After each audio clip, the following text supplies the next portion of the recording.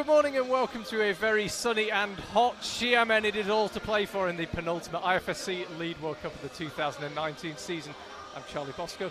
Delighted to say that alongside me I've got young Maggie Hammer from Team USA. Maggie, firstly, thank you for joining me. Yeah. And secondly, you climbed yesterday in the qualifiers. Yeah. The wall here in Xiamen, it's brand new. It's not super steep. It's a tricky one for the route setters. Yeah, they don't have a lot of hold variety that they usually have at some of the other World Cups. So it's a lot harder for the route setters to set stuff that, really separates the climbers. And there's not a lot of features either. Right. And they, as you say, they don't have the same hold selection. But it seems that from what we've seen today, we just had a look at the routes, they've set pretty good challenges for the women. Both routes seem quite hard to read. Yeah, there's a lot of volumes and features that they've put onto the wall, which will make it a lot harder to navigate your way through the routes. Okay, well, first things first. Before we bring you the semi-final, let's have a look at the highlights from yesterday's qualifiers. The penultimate qualifying round of the 2019 IFSC season took place in the Seven Stars Bay in Xiamen, right on the edge of the South China Sea. Margot Hayes was one of the 51 women competing and qualified for the semis in 22nd place. Julia Chanaudy of France also progressed in joint 22nd with Margot and Ashima Shirayashi.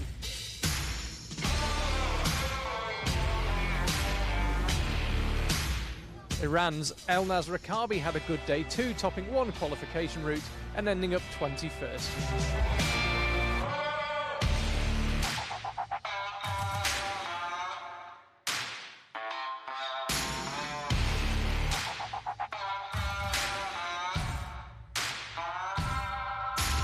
Mia Krampel of Slovenia topped one route and fell on move 35 plus on the other, the same result that 13 other climbers got.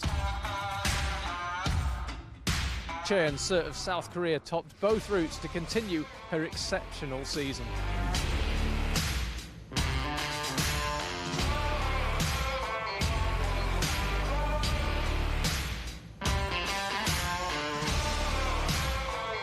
Evgenia Kazbekova was another climber tied on one top in 35 plus and made semis as a result. She'll be joined there by recently crowned European champion Luchka Rakovic, who topped both routes.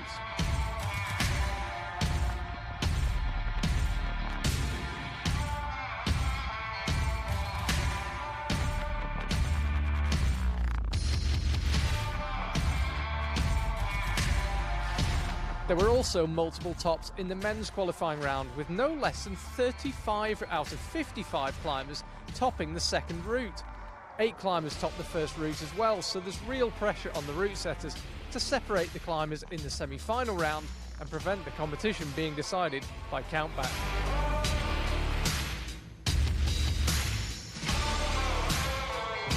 Sadly for Team Belgium, none of their 3 men made semis, despite a top from Nicolas Collin. Team USA fared slightly better, with Sean Bailey and Jesse Grupper qualifying.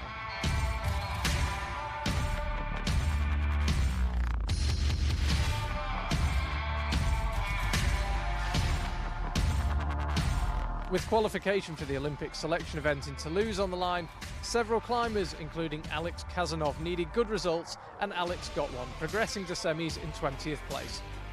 Also in joint 20th was Marcello Bombardi, one of 3 Italians battling to claim the second Italian Olympic slot. Elsewhere, Hannes Puman missed out on the semi-final slot, but Adam Ondra took one with ease, claiming 2 tops.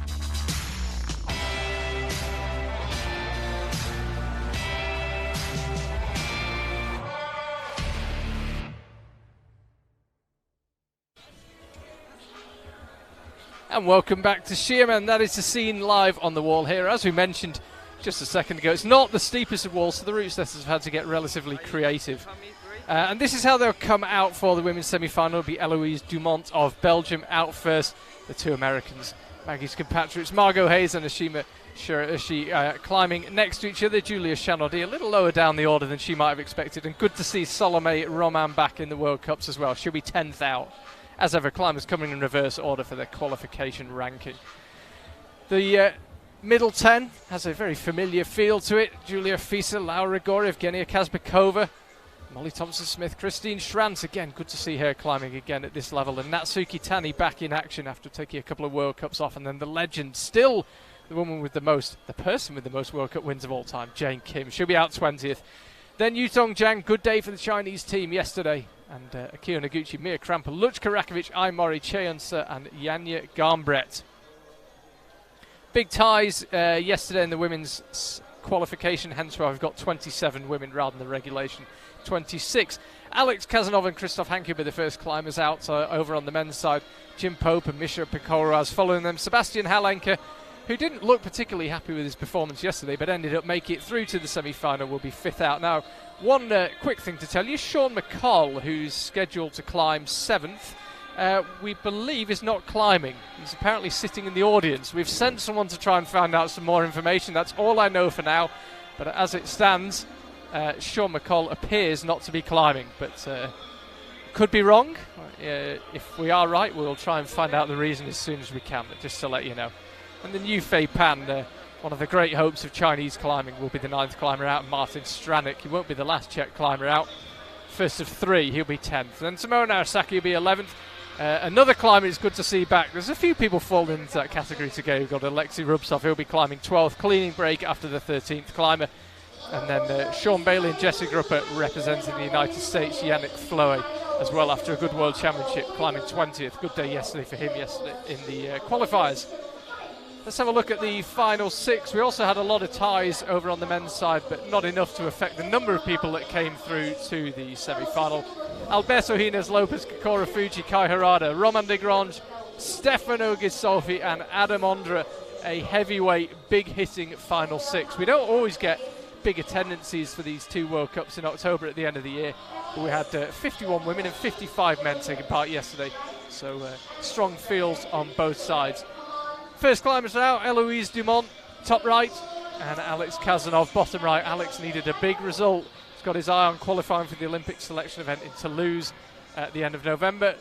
And it'll be close, but a semi-final here will have done his cause no harm. Just been told we still have no information about Sean McCall. It remains a mystery. So if you're just joining us, welcome to Xiamen. It's very, very hot. Fortunately, most of the wall, with the exception of the top 5 moves of the women's route, is in the shade. But it is hot and it is quite humid. Not ideal conditions, and probably not going to get any better as the semi-final progresses. Quite the opposite, in fact. It's Charlie Bosco and Maggie Hammer here. Eloise Dumont on the wall and Alex Kazanov next to her. And as you said earlier, this the women's route and the men's route, neither of them look particularly easy to read. No, there's a lot of volumes and features that the route setters have added to make it especially difficult to navigate your way to the top. And quite a change in style, we understand, on the women's route once you get past those 2 grey bubbles. Yeah, a lot more of a dynamic movements after the grey bubbles. No problems so far for either climber, it would seem. This is obviously our first chance to have a look at the routes in action. We had a good look at them from down the front of the wall. 26 men, maybe 25. Again, we still haven't got any information about Sean. We'll try and find out. He might just appear and the whole thing was a hoax. But yeah, 26 men and 27 women to go. Looking for 8 slots in the men's final and 8 slots in the women's. So Eloise Dumont just approaching the point at which we think there might be a change in style. Yeah, we'll see how she approaches the different top section of the climb. It looks pretty committing, hey? Yeah, very committing. You're kind of going, from what we understand, you'll be going from one hand to one hand, very little opportunity to match. Yeah, and little opportunity for a lot of rest, too. Yeah. We lose Alex just exiting the pretty distinctive black and red volumes. We'll let you know the score when it comes up. So here goes Eloise Dumont. Had a lot of tops yesterday in both the men's and the women's qualifiers. So I think the route setters have tried to ratchet it up slightly today. Yeah, definitely looking for some separation. Yeah, we need that.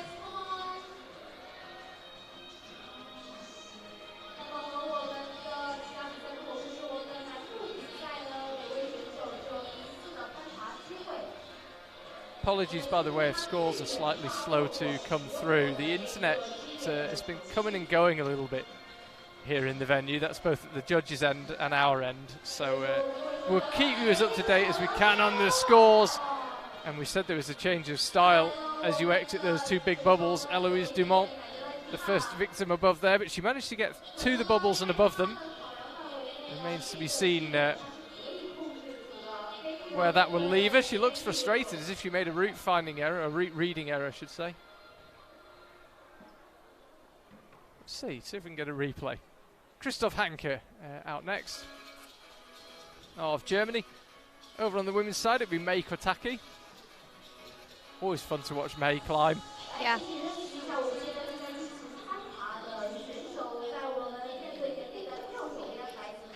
+20 for Alex Kazanov. Maggie made the sensible decision to get some Chinese sim. No, actually. What are you on? You're on your normal plan? Yeah, AT&T. I'm on the wrong network. I'm relying on the network, on the internet. You should have got some 4G. Anyway, yeah, 20+ we believe for Alex Kazanov. Provisional score just come through. And we have to mention, by the way, this venue in Xiamen. 33+ for Eloise Dumont as well. And I'm going shopping for a Chinese SIM card after lunch. Yeah, we have to mention this venue. Yeah. The climbing wall is in the middle of a giant 5-star hotel that hasn't been finished yet. It's under construction, but it's massive. It looks like something like from Paris. The theme apparently is Paris. Yeah. It takes a bit of imagination to link it to Paris, but it's also on the beach, and it's just very beautiful. It's like a palace. It is literally like a palace. Everything is marble, possibly. Looks like marble. It's the most extraordinary venue for a climbing competition I've ever seen. It is like having the competition in Buckingham Palace. So hopefully we'll catch a glimpse of it at times. Yeah. The Chinese have definitely stepped up the standard for World Cup venues at this point. They've stepped it up from everywhere else we've ever been in the world. It's quite incredible. Yeah.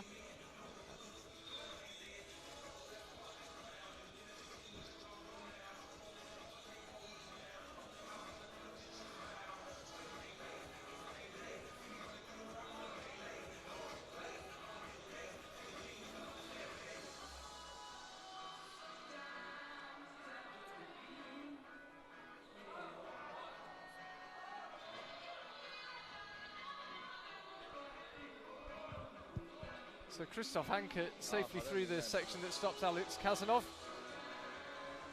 First chance to have a look at these moves over on the men's side.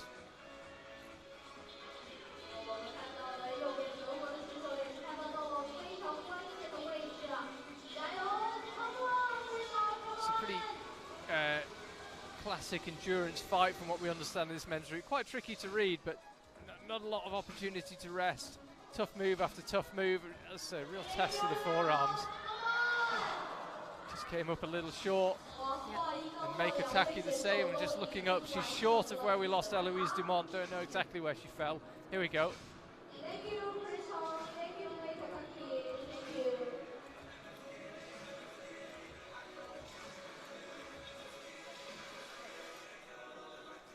Well before the change in style.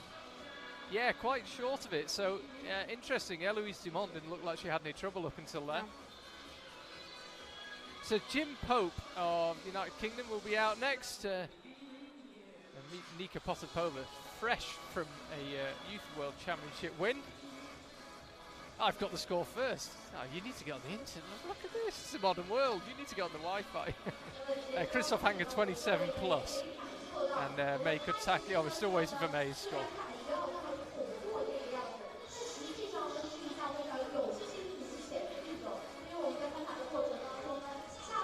17+ for Mei Kotaki. Yeah, okay, the score's coming through. As I say, what we found is that the venue's a bit like the sea, 50 meters away. It comes in waves, the Wi-Fi.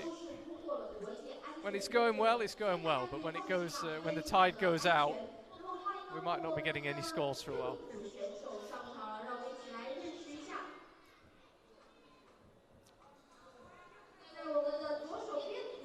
yeah, Nika Potapova. She was one of the stars in the Youth World Championship.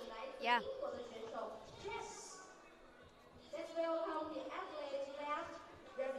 What have you found the step up to be like from youth level to Senior World Cups? I think it's different. It's just you see like the people you've looked up to, you know, and then you're competing at the same level as them, and it's just completely, I don't know. The head game is different, I guess. Yeah. Is it tricky in isolation not to be kind of distracted when you're seeing Akio, Yanya, Adamondra, whoever else next to you? Definitely. I mean, these are climbers that I've looked up to for like my whole life, and seeing them in person, seeing like their warm-up routines, it's like really something else. I mean, I don't know Nika well. I've chatted to her a little bit, but do you think in a way the biggest challenge is psychological? The climbing level is maybe not too far apart? I think it's definitely a lot of like getting over the nerves of climbing with, you know, your idols and stuff. But yeah.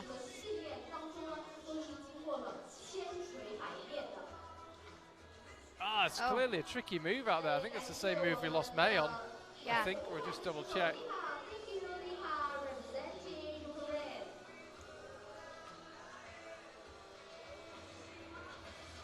I think she just missed that. It's quite a big pinch. Yeah. If your hands aren't that big, you'd have to be super accurate. So here's Jim entering the black and red volumes.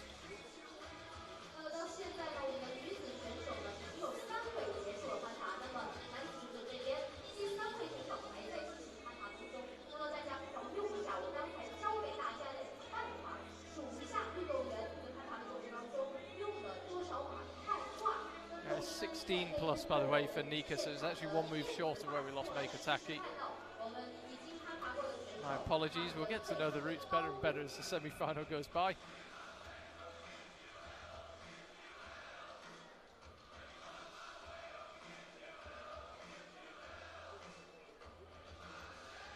As we keep an eye on Jim, by the way, someone's just let me know Sean McCall's carrying some sort of arm injury.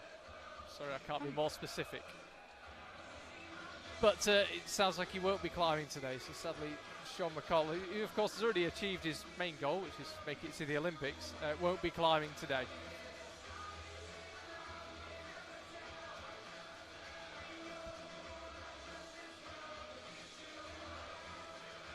Jim coming up towards our camera. The venue here does enable us to get some pretty amazing angles. There's kind of balconies all the way around the wall.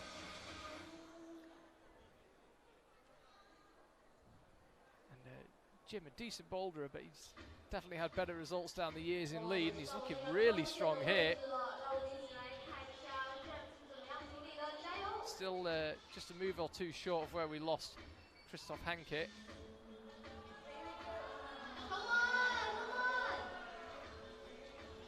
Looking really solid, Jim, the moves don't really let up here. He's onto about the final 10 or so moves of the route, but you can see he's really getting pumped. The elbows coming out now from Jim.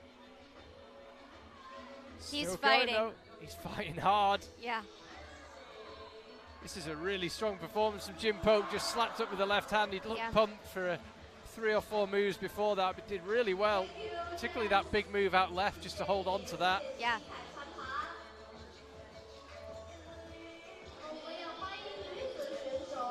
This is where he started to look really gassed. Just fighting for every move. Well, we'll see where it leaves him. But that's a strong performance from Jim. Now, here's a woman you know well, Margot Hayes. Yeah. Have you seen much of her in training recently? Do you know where her form's at? Well, she lives in Colorado and I live in Michigan. They're kind of on opposite sides of the country, so I don't really get to see her much outside of competitions. But I don't know, she seems very strong yesterday. Yeah, she looked in good shape yesterday. Just so you know, more information coming through about Sean McCall. Apparently it's the shoulder. I don't know if it's left or right, serious or not serious, who knows. It can't have been that bad. I mean, he came out for I believe he came out for observation and then decided not to climb. Yeah. I don't Maybe know. he saw the climb and thought, oh no. Yeah, perhaps. As I said, we're giving you all the information we've got, which admittedly isn't very much at all.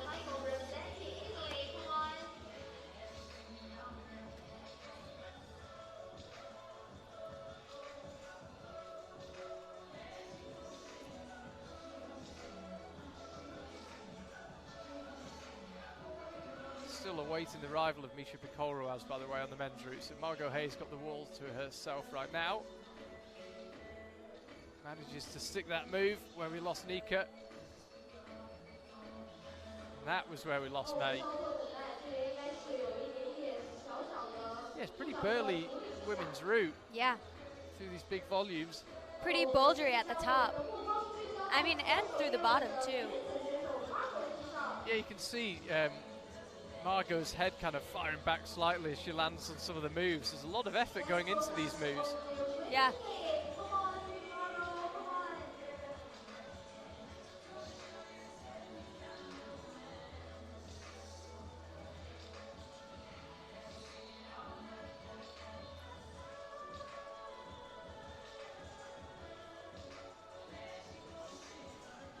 Half the time remaining, we can actually see the clock from here for the two climbers.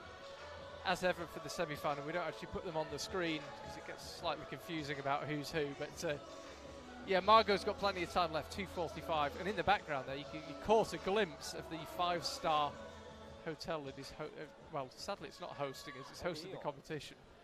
Hopefully next year it will host us as well. Once it opens.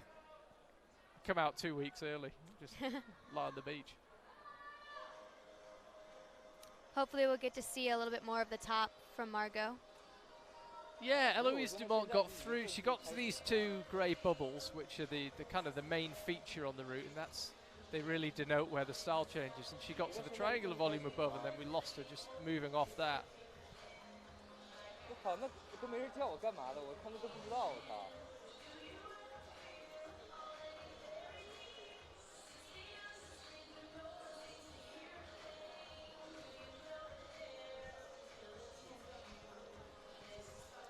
'Just to let you know, we've got officials jogging around the bottom of the wall, so I wonder if there's a problem with Misha or the men's route. We shall see. Let's stick with Margot Hayes for now, because as you say, might be an opportunity to see a couple of moves more than we have done so far. I think she's got that quick draw clip. There it is, yeah, hanging down by her foot, so that's done. She can concentrate on this next move, which is clearly not an easy one. The first of the bouldery section at the top. So it's the same move where we lost Eloise Dumont. After big ties yesterday, the last thing the route setters want is a lot of people falling on the same move. She was closer, I think, than Eloise. Yeah, she got her fingers over it, but... And you could see the frustration. Slapped her thighs immediately because I think she knew she was pretty close to holding that. Yeah. I wonder if there's anything different you could do with the movement. Maybe if you could get the right hand a little higher, or... It's really hard to tell until you're on the wall, obviously. Yeah. I think you're probably going to have to keep your feet on because you're going to a pretty bad hold.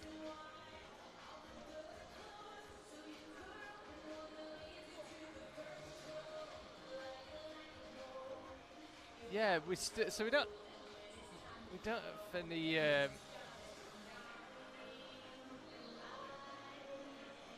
we still don't have Misha Pikoruaz. I'm interested. And there are officials walking round. Now they're pointing at something. Something not right with the men's route, it would seem. Let's have a look. This is Margot. Let's have another look. So, how feasible is it to keep the feet on? Very. Yeah. Just got to engage. Yeah, okay. I mean, that triangle gets... the pinch gets smaller higher up. Maybe you're better going a bit higher. Yeah. I don't know. Get a little more control on it. So second American in a row. And here's Xiamen.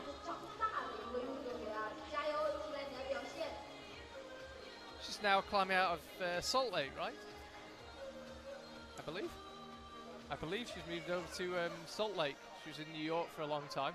She's been training in Salt Lake City, I know that, but I'm not sure exactly where her home base is right now. I know she moved to Japan, but has been spending a lot of time in Salt Lake City.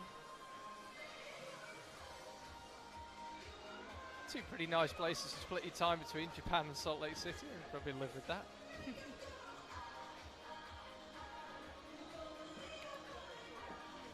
Yeah, so Margot and Eloise Dumont both falling on that 33 plus move. Let's see. Margot didn't look too far off. The feet stayed engaged. The legs were still bent. She wasn't absolutely at full reach. She got the pinch. So it wasn't immediately obvious what she needed to do differently.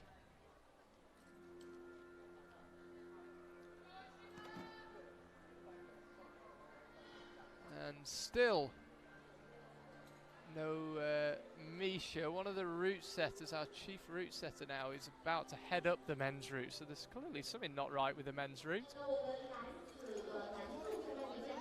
And we can stick with the Xiamen. But if you do see someone appear in that shot in the background, pulling on the quick draws, it's not a climber breaking the rules. It's one of our route setters heading up.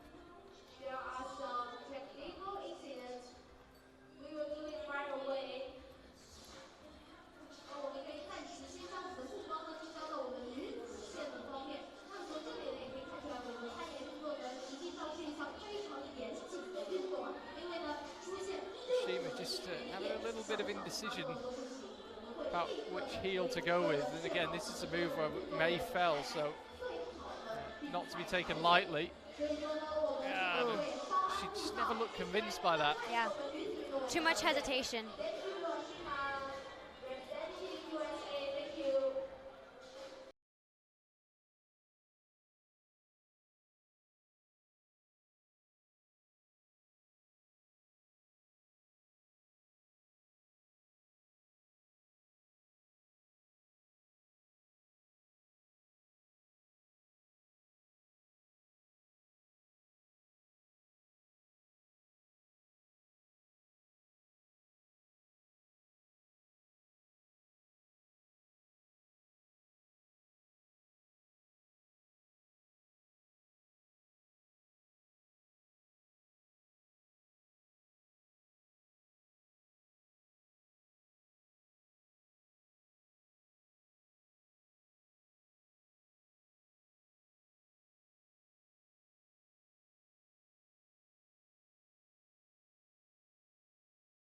Mics, but that was Eddie, IFSC photographer, just telling me apparently there's a loose hold on the men's route, so that doesn't sound too good. No. So one of the route setters, I think it's Leonardo, who's our chief route setter here from Italy, is making his way up armed with a power drill and a big bag of screws. I'm sure we'll sort it out. It's somewhere in the region of where Jim Pope got to. I have to say, when Jim was climbing, nothing seemed off. Maybe Jim reported that the hole felt hollow, or who knows. Anyway, they're off on their way to fix it, so that's why we haven't seen Misha Pokoro as right now. We have got Julia Shanodi on the wall though.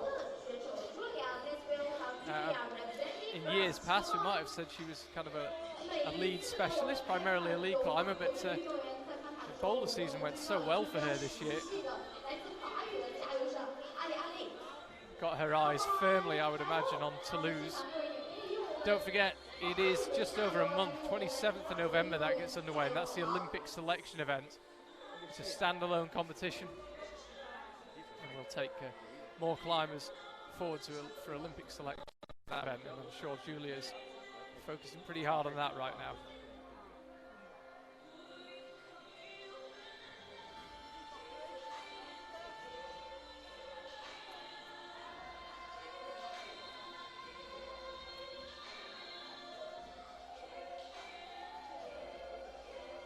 So here she is on that move where Xiamen fell. She's looked pretty solid.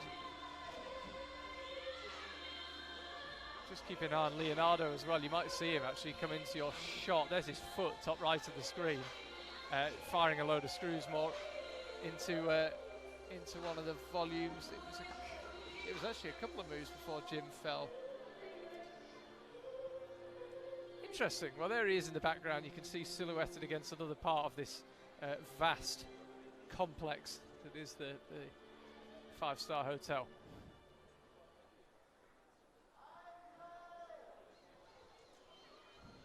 So the last climber up here was Margot Hayes. She fell at the same point as Eloise Dumont.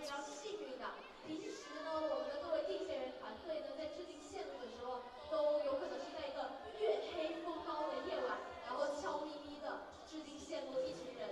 但是呢，现在呢，我们有机会啊，看到我们的 See climbers kind of pause on this left-hand ball. Julia looks like she might just carry straight on. 我们同时呢，也为还在信息开放的 Julia 加油！阿里阿里 Julia， 阿里阿里。 Little point of rest before going into the big bouldery section at the top. Yeah, of course, what she doesn't know is what we know, which is that two climbers that have got the highest so far have fallen off that triangle. Yeah. Someone of the experience of Julia Chanaudy, you'd imagine, would have read that there's a change in difficulty here, though. Here she goes. Oh, she moved up to the top of the volume. Has it made a difference? It has not. So possible bottleneck here on the women's route. It's not what we need after ties yesterday. Not at all. But Julia, as you say, you spotted it straight away. Got her right hand really high on the triangular volume, which was my only guess of how the climbers. Oh, it looks like she better. missed the jib that's on top of that hold. Well, if someone can go high with the right hand and be accurate, might be enough. It looks like there's a tick on the hold, which should help the climbers find the jib, but yeah, she was just left of it, right? yeah. Doesn't look too impressed with that, Julia Chanaudy. And it does mean that we've already got a tie because Julia and Margot Hayes were tied in the qualification. So those two are tied in first right now.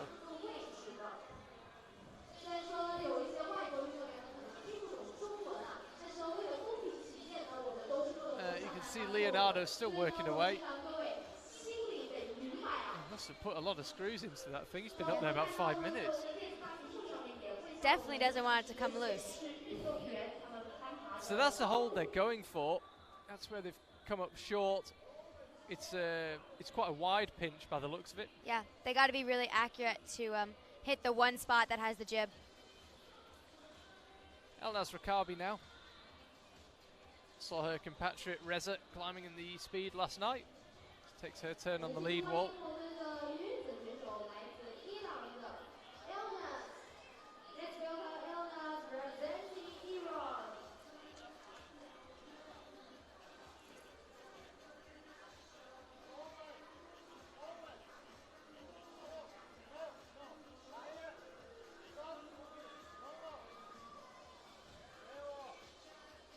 More information coming in about Sean McCall, just to let you know. Apparently, it felt his arm. We're told it's his arm, not his shoulder. We have to try and get the man himself. It's quite a small venue here. I wonder if if we spot him, maybe we could throw a ball of paper at him or something to try and get his attention. Yeah, apparently he his arm felt a bit funny on the second qualification route yesterday, and still doesn't quite feel right. So he doesn't want to risk it. Until he's had it properly looked at, which is probably quite sensible. Especially with another World Cup next weekend. Well, that's it, yeah. We're in Inzai next weekend in Japan. And probably very sensible from Sean. Yeah. And of course, one of the luxuries of knowing he's already qualified for the Olympics is he doesn't need to be taking any risks.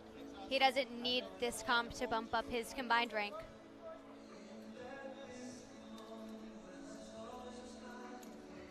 So Elnaz is just actually approaching this section where we lost Ashima, May, Nika.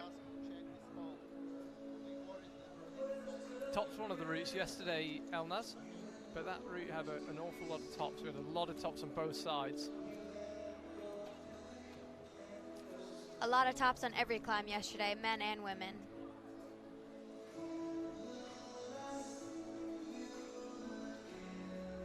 Yeah, we had 4 women with 2 tops yesterday and 8 men.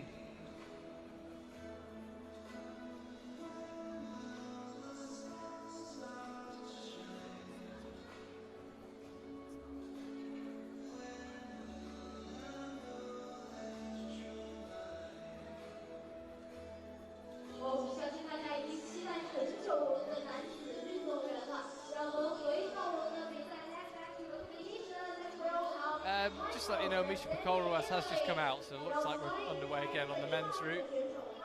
Elnaz looking so steady through this section. She had a little bit of a foot pop a couple moves ago, but she looked like she recovered. It didn't even phase her.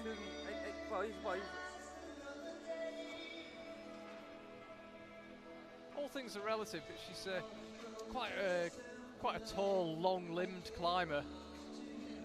Maybe that, if she can get there, that slap up with the left hand might feel a little closer for her.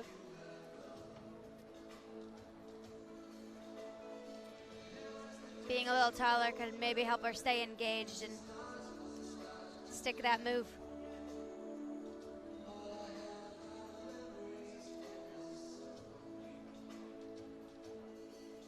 Just really take your time, just keep an eye on the clock, 2:45, so no real worries on time. Especially seeing us on the top section, I don't think there'll be much opportunity to stop.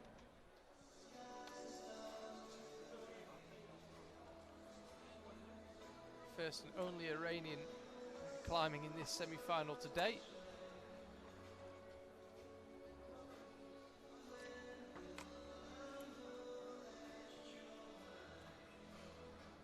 Taking every opportunity to shake out. I'm guessing she's read the route pretty effectively and knows that things are about to get an awful lot harder.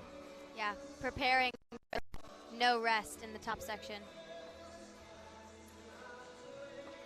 Slightly different rest than the one Julia Chanaudy took. Confident though, didn't seem to mind her feet popping off there.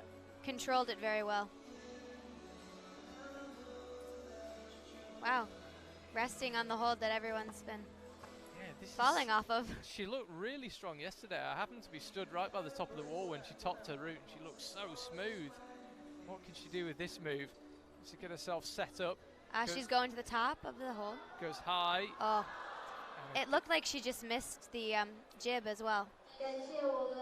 Yeah, I think you could be right. So frustration reigning for the climbers and to a certain extent for us here. We'd like to see someone get through that.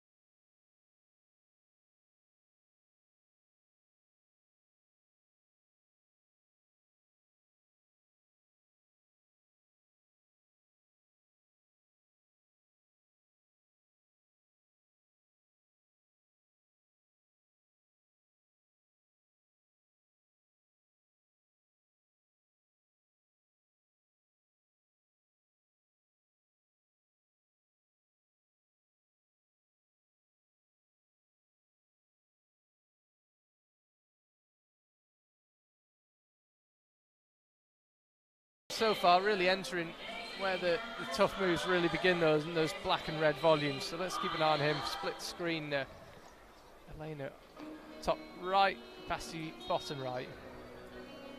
And you can see the scene here, the routes actually very close together here on the Xiamen wall, because there's not that much steep terrain here, so the route setters are kind of forced to put the routes quite close together if they want to take the climbers through the steepest parts. So she's got a heel hook on the opposite bubble. I think is she turning this into... She's got a knee bar in there. I was wondering if she was actually going to take both hands off. Not quite. It's not as secure as it initially looked. Yeah, her feet cut loose getting up to there. 实际上，在我们攀岩这项运动当中，运动员呢也是无所不用其极，用尽身体的每一个角落，每一个可以用的部位。而我们的地训团队呢，也是 takes a look down at the clock and sees that she's got 2:18 left. It'd be really good to see anyone try and get through this move. Oh, looks like she's almost sitting on the volume there. Yeah, she's certainly been the most creative climber so far about using those two. She's been able to get a lot of her weight off her hands so she can get a good rest. Looks like she missed a little hold out left. Didn't use the left hand. Yeah. Basti Halling, who was somewhere around, only caught the last couple of seconds of him. We only caught the last couple of seconds of him. Somewhere around Jim Pope's high point. I think he may have been a move or two short, but don't hold me to it. It looked like he fell off the moon part, the moon hold, looking hold, and Jim, I think, was a little bit farther. Yeah? Yeah, absolutely right.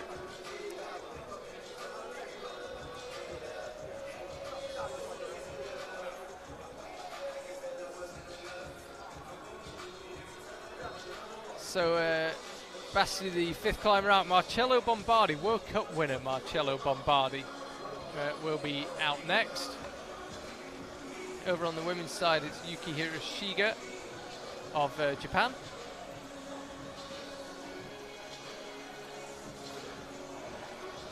Five women in the semi-final from Japan. We are off there next week, as I say. In fact, most people are heading over tomorrow. Yeah. Excellent training facilities in Tokyo, so most people are heading tomorrow, and then I think training Tuesday, Wednesday in Tokyo. We're underway again next weekend.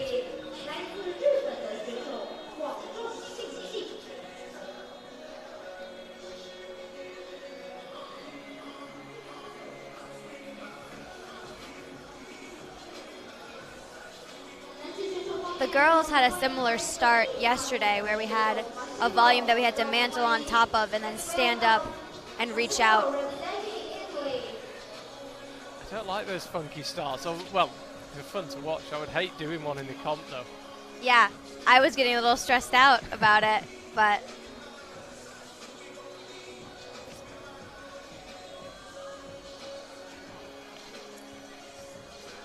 I remember there's one in Edinburgh a couple of years ago, and it was kind of a half barrel, and you had to squeeze it, put your foot up and mantle onto it on the men's route. There's no way I could have done it. I was nowhere near it. was that the first move? It was the first move, yeah.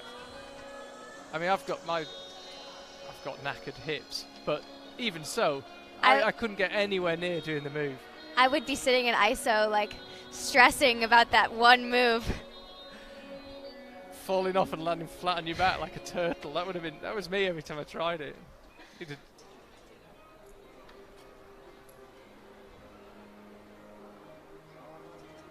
Climbers are probably a little bit more flexible than me, but you know what I mean. It was a hard first move.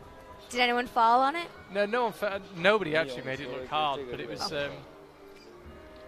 Yeah, I remember going up to it and thinking, "There's no way I can do this." Would have been quite embarrassing.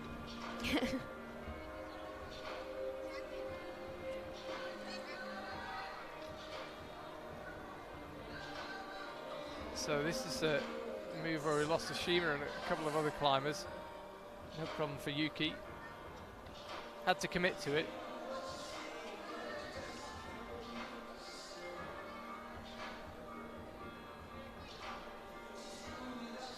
You can see this lower section of the women's route is it's quite go-y. They have to really throw for the holds. Yeah, they have to engage a lot with every move. There's no real gimme moves.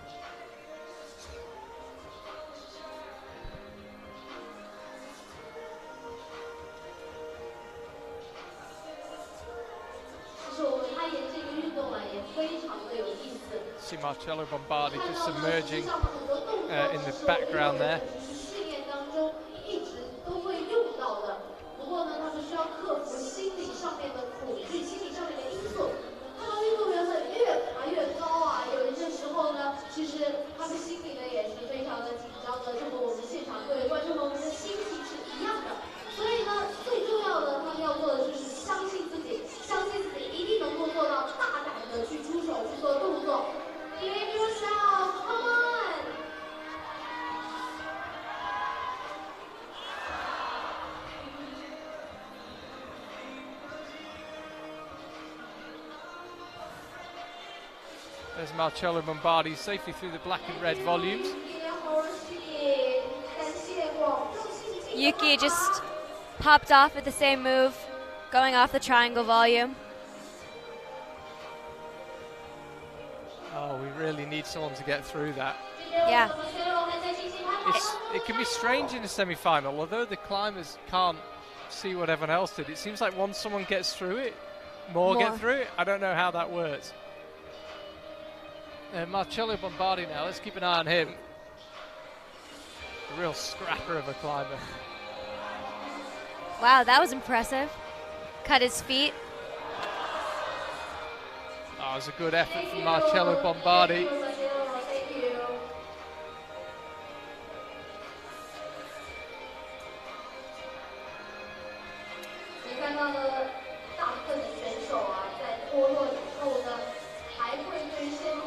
Let's have another look at Marcello.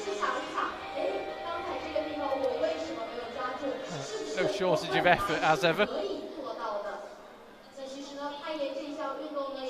It looks like that hold he was coming into is blocked at the top. So you have to go farther left than...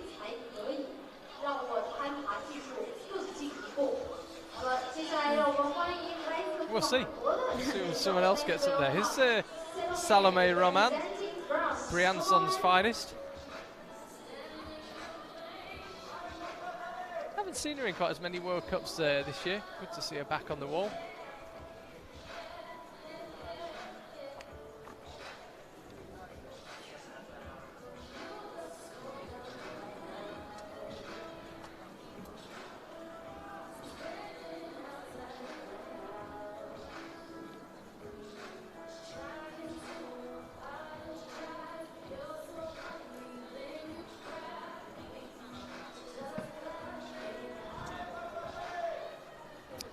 Sung Soo Lee climbing, or about to climb, on the men's route.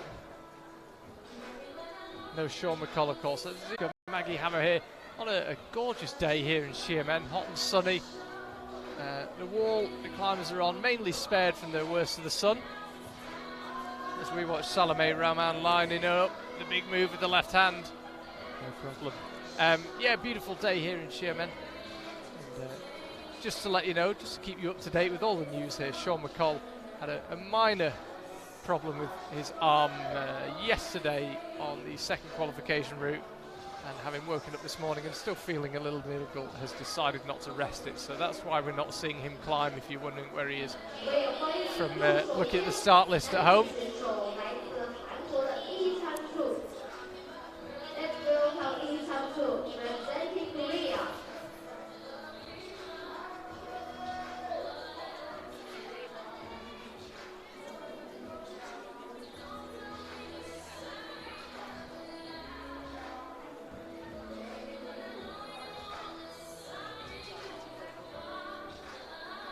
So Salome Roman is just setting up to move right onto the two big bubbles.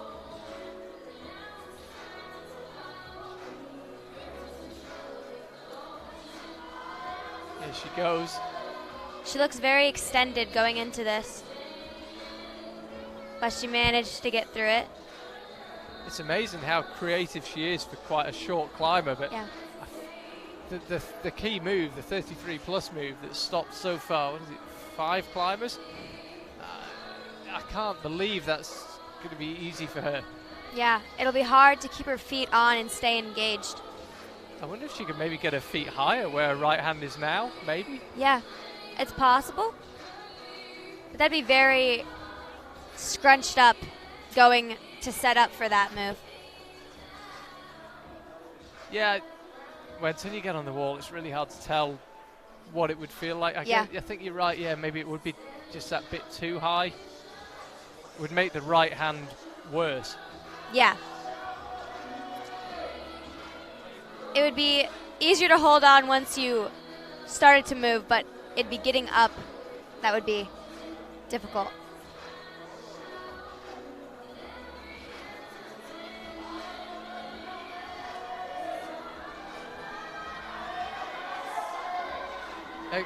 Oh, and Salome was close. Yeah, she looked like she got right on the hold on top of the pinch.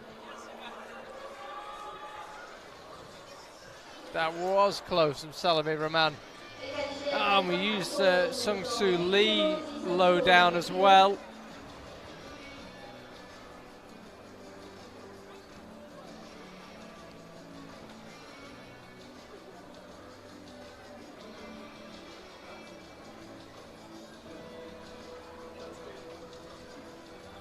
So there is the venue in Xiamen in all its glory, certainly the most unique climbing venue I've ever been to. We go to some wonderful places, Meiringen, all over the Alps, and Munich,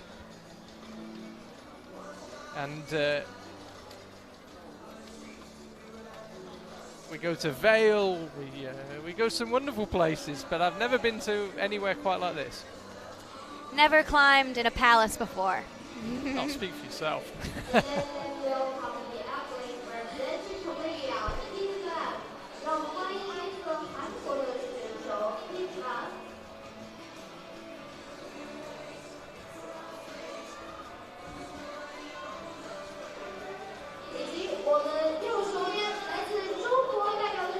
It's Yufei Pan.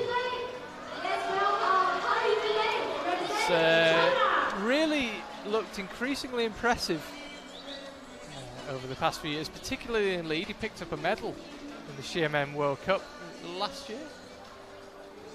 And yeah, looked very strong. Lan Kim, meanwhile, of South Korea, is climbing. The IFSC calendar for 2020 is or partially online now on the IFSC website. I believe we're off to South Korea. Really? I believe so. For a World Cup in Seoul. Ooh. Yeah, you have to get yourself to that.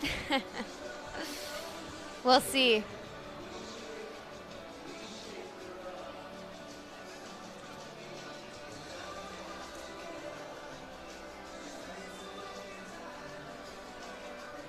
So that's how they are right now. Basti Halenka, as you say, he was a plus short of Jim Pope. So it's still Jim Pope who leads the way.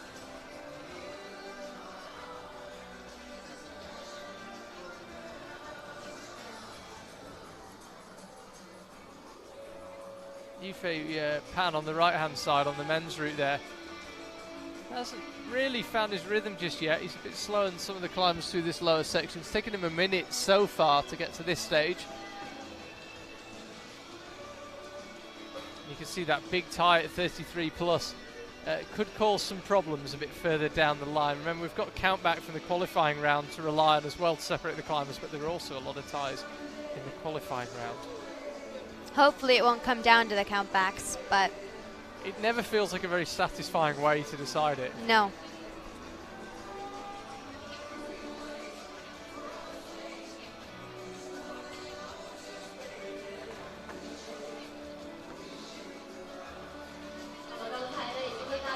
Good job from the route setters over on the men's side. Meanwhile, nobody yet has tied with anyone else on this route. They've all fallen at completely different times, albeit Jim Pope and Basti Halenka in first and second fell on 31 and 31 plus, but still nobody's got the same score as anyone else. So good work, certainly on the men's side. On the women's route, we need someone to find a way through this 33 plus. On the men's route, they definitely needed a lot more separation. So, looks like they're getting it so far.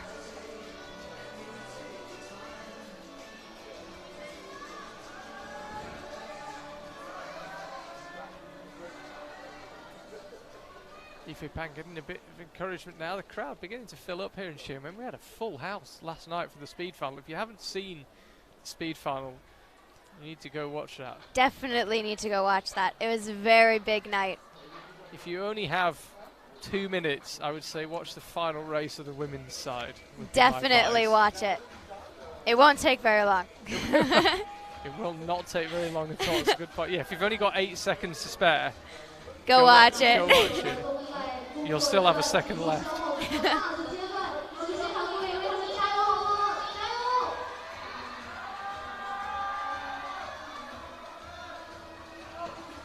Pan just smacking around with that left foot, trying to find some way of using it. Now he gets it engaged. Definitely getting tired, but he's going well. He's through the black and red section. In the background, Lan Kim, you might just be able to catch a glimpse of. Oh, the elbows don't get much further out than that. No, that was impressive amount of engaging. Ooh, just fighting at the end there. Yeah, it's good work from Pan. Scrappy performance and a good performance. Let's see where that leaves him score-wise. Lan Kim, meanwhile, oh, that was brilliant to stop the swing. Took all the weight on his right arm. Lan Kim is just setting up now for what is proven to be the crux move. Here she goes. Oh. Oh, she was well left of the jib again. Yeah. It's really interesting. There's a big tick mark. Yeah, I can see it from all the way over here. Yes. It's interesting that the climbers have been repeatedly left. Yeah. The tick mark looks right underneath it. Yeah. And there's the venue. Look at that. I don't know where on earth that shot's coming from. It's just massive. We haven't got a helicopter in the air, or I don't know where that's coming from. I've seen a drone flying around. Ah, there's a drone up in the air. Oh, the director's just told me it's a GoPro on an eagle. Oh. Yeah, that's what it is. There was me thinking it was a drone. Wonderful shot. You get some idea of what this venue's like. Yeah, there's a drone in the venue, and there must be another one somewhere out there. Oh, anyway, you get the gist. You get the gist. We're in a palace here in Xiamen. With the climbing wall right in the middle.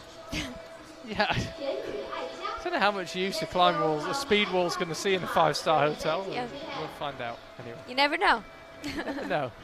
Martin Stranik now is climbing, 9th climber out. Eika Tajima of Japan, third Japanese woman out into the semi-final. Then it'll be Julia Fisa, Laura Rigor, and then the cleaning break. Martin Stranik, meanwhile, we've got 3 climbers before the men's cleaning break. Tomoe Narasaki still to come, Alexei Rubtsov still to come, and then Vladislav Shevchenko. With Sean McCall not competing, I mean, I would assume cleaning break would still be in a normal place. That could really mess up a climber in isolation if the cleaning break was moved. Yes, you're absolutely right.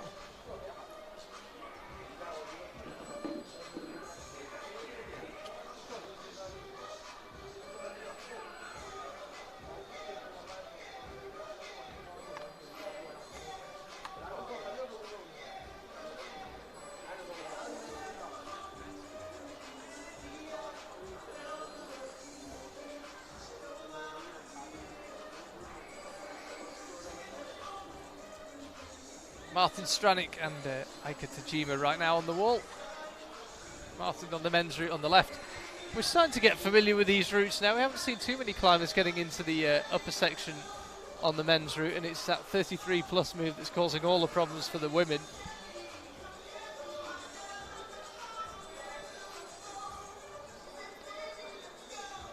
Hopefully, as we get a little farther into the round, we'll see a little more separation in the women's climb, at least. Yeah, it's We need someone to get through it, that's for sure. At least that move. Yeah. So Aika Tajima safely through the move that stopped Ashima and one or two others.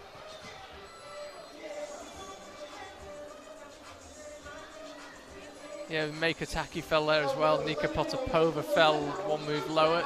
So Aika safely through it. 3 more volumes to negotiate, and then she's onto the bubbles. And then from there, we shall see.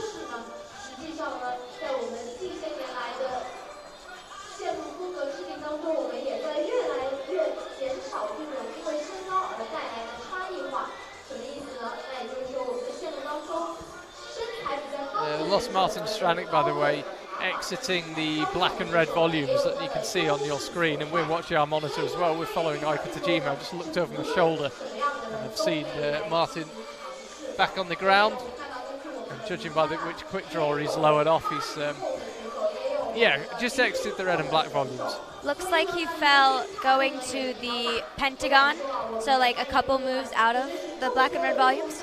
We'll get a replay for you once we've seen Aika Tajima.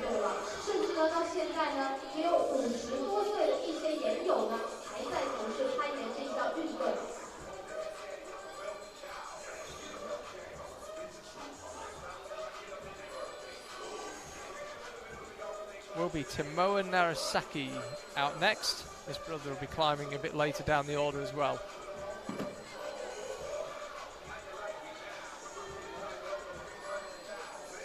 I always wonder what it's like to compete against your sibling.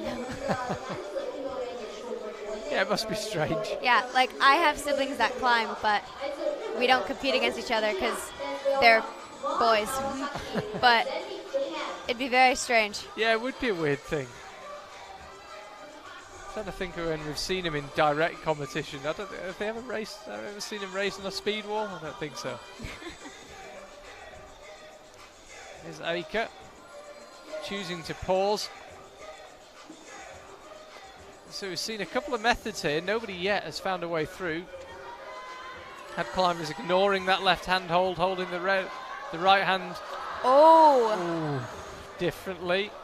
That was close. She looked in control going up. That was the most controlled effort we've seen, I think. I think, again, she was left of the hold, but I think if she had gotten right on the tick, she would have stuck it. So you can see she got her left foot up high there. Let's have a look at Martin Stranick.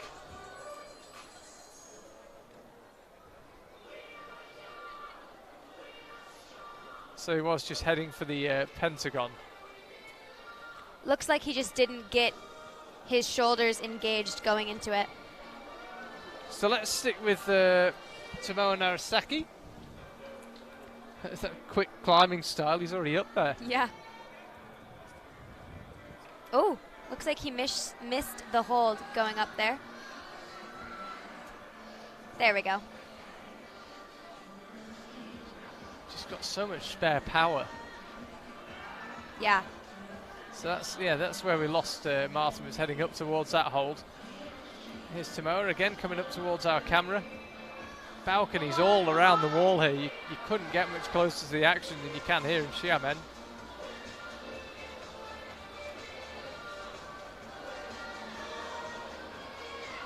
Tomoa looking solid here. Jim Pope's high point might be in danger. Yeah, he looks so relaxed. Climbs so quickly. I mean, he's only been on the wall 2 minutes 10 seconds.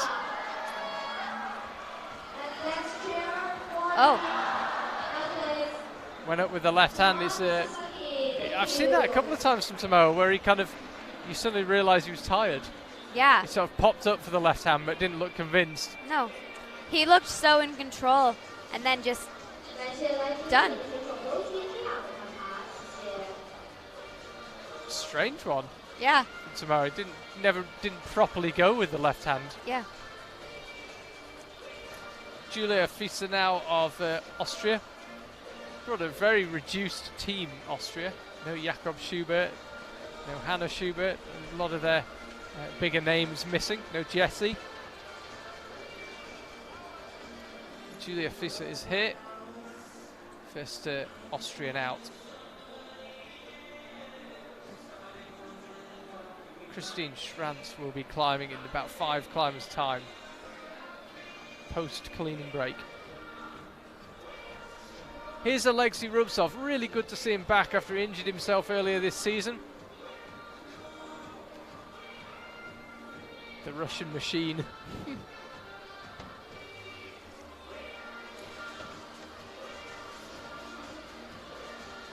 Yeah, it was a bicep, wasn't it, that Alexei did? It was in Ljubljana earlier in the year. It sounded incredibly painful.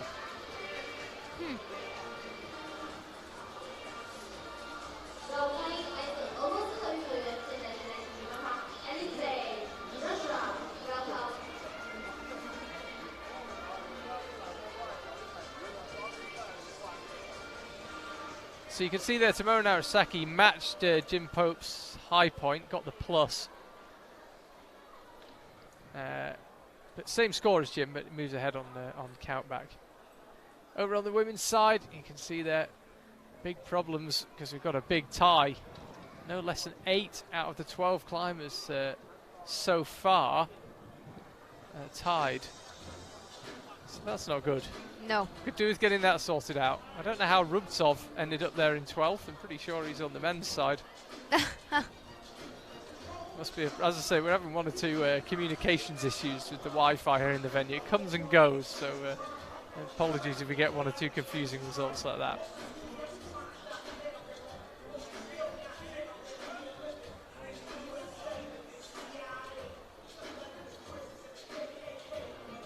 Alexei's got himself slightly tied up here. That's how to get out of it.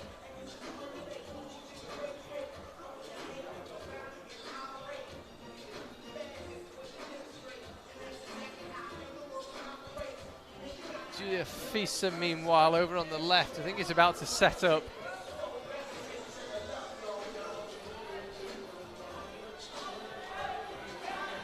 She is setting up, and she's also falling. You just saw her come through our shot there. On the same move.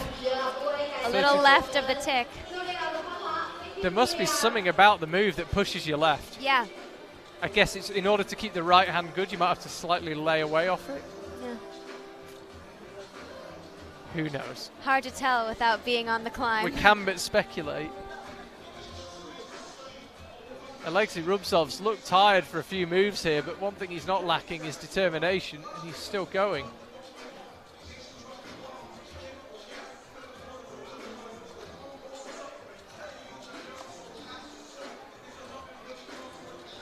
This is a tough move as well, up to the pentagon. It's where we lost Martin Stranik. It's where we lose Alexei Rubtsov as well.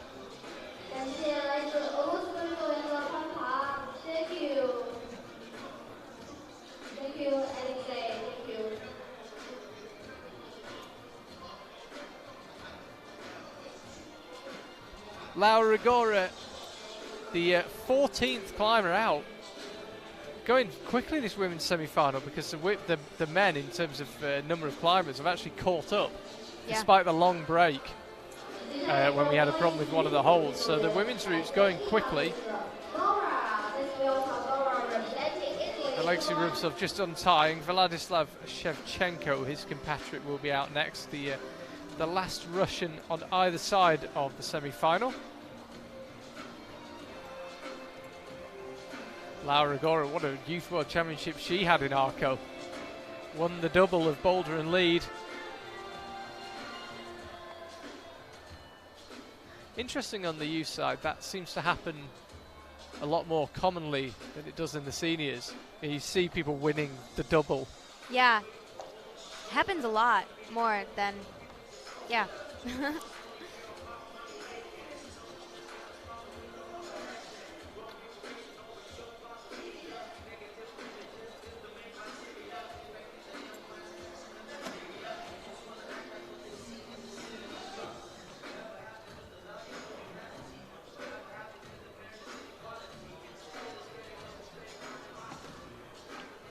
Looks like Laura's got a knee bar right there. Yeah, we talk about, often I feel like we talk about the disadvantages of being short. That's one of the advantages. Yeah, you can fit in between places. As a shorter climber, I always say that it's a disadvantage to be shorter. Me too.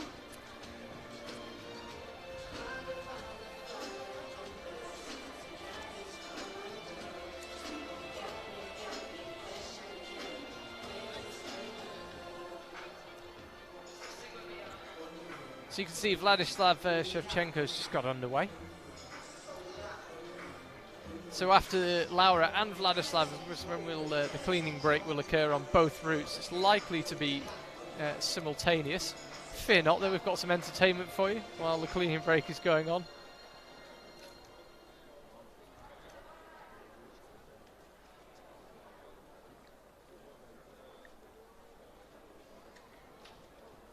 Laura just setting up for a couple of quite powerful moves. These ones here, we've talked about them a couple of times already. You've got to go, you've got to commit. I'm always impressed whenever I watch Laura climb, because as a short climber, I know how difficult it can be to span some of these moves, and she always makes it look so easy. Yeah, she is really powerful. Yeah. The results came quite quickly for Laura when she first broke into the World Cups. We've not seen her in quite as many finals recently as we did when she first came through. But she's been going well all weekend here in Xiamen. Narrowly missed out on being in the top half of the qualifiers.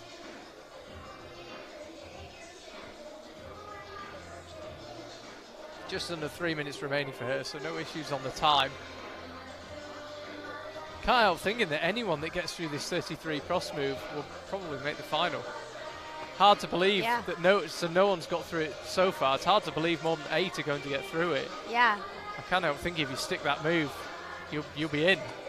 We'll see. You never know, we might have a spate of climbers going through. Yeah, I mean, we have a lot of strong climbers coming up, but it does seem in women's league climbing in the World Cups that there is a bit of a gap between the top 10 or so climbers and those below them. So we might see a few climbers get through it.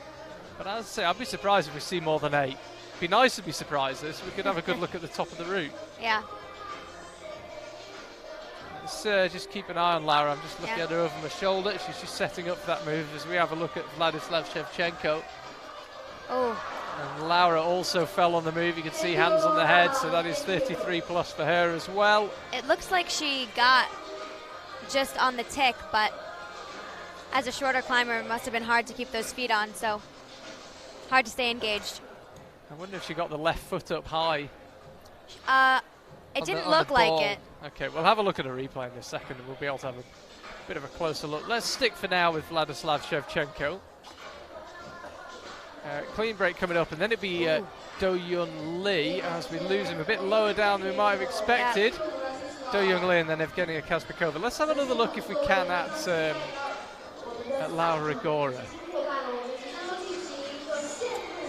Here she goes. So I was wondering if she might stick the left foot up by the left knee.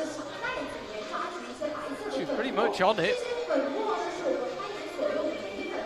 Okay, we're going to need a lot of things to go right for that move to work. This is where we lost Vladislav.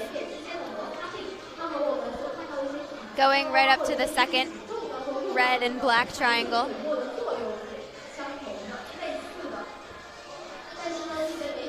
Okay, so we're about to have the cleaning break for both the men and the women, but fear not, we have entertainment for you sitting at home. Seeing as we're in China, we thought we'd grab a word with two of the Chinese coaches yesterday, and here's what they had to say about the Chinese team and climbing culture in this massive country. I'm Tony Roy, I'm coach in China. I am Gianni Fagiana. I work for China team. Well, when we start to work with them, the first thing is check a bit about the athletes. Basically, we find that they need experience. This is the most important for them.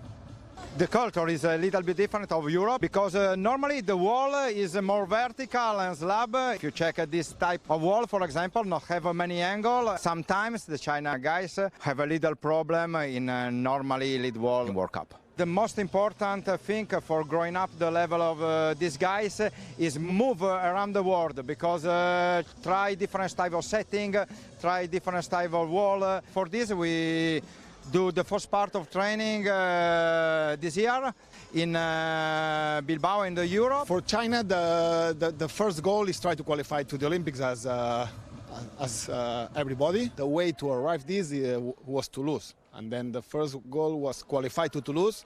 For that we did all World Cups, or many of World Cups, to try to qualify. And in the same way we use that to take more experience in competitions for them. This year we have do many semi-finals in Boulder. That is the first here for China climbing team. 3 final and 2 medal in lead, and we have 2 star, but the other guys growing up. For the future, I think that for China we need to work in 2 ways. One is with some athletes try to focus for the Olympics. First Tokyo and then Paris, of course. And in the same way, start to work with the base in the nationals to try to get experience. Than the jump from nationals to international is not big as now. China is a very, very big country, and we have one center of federation near of Beijing, the base camp. But the China is like a Europe, and not easy check the young climber.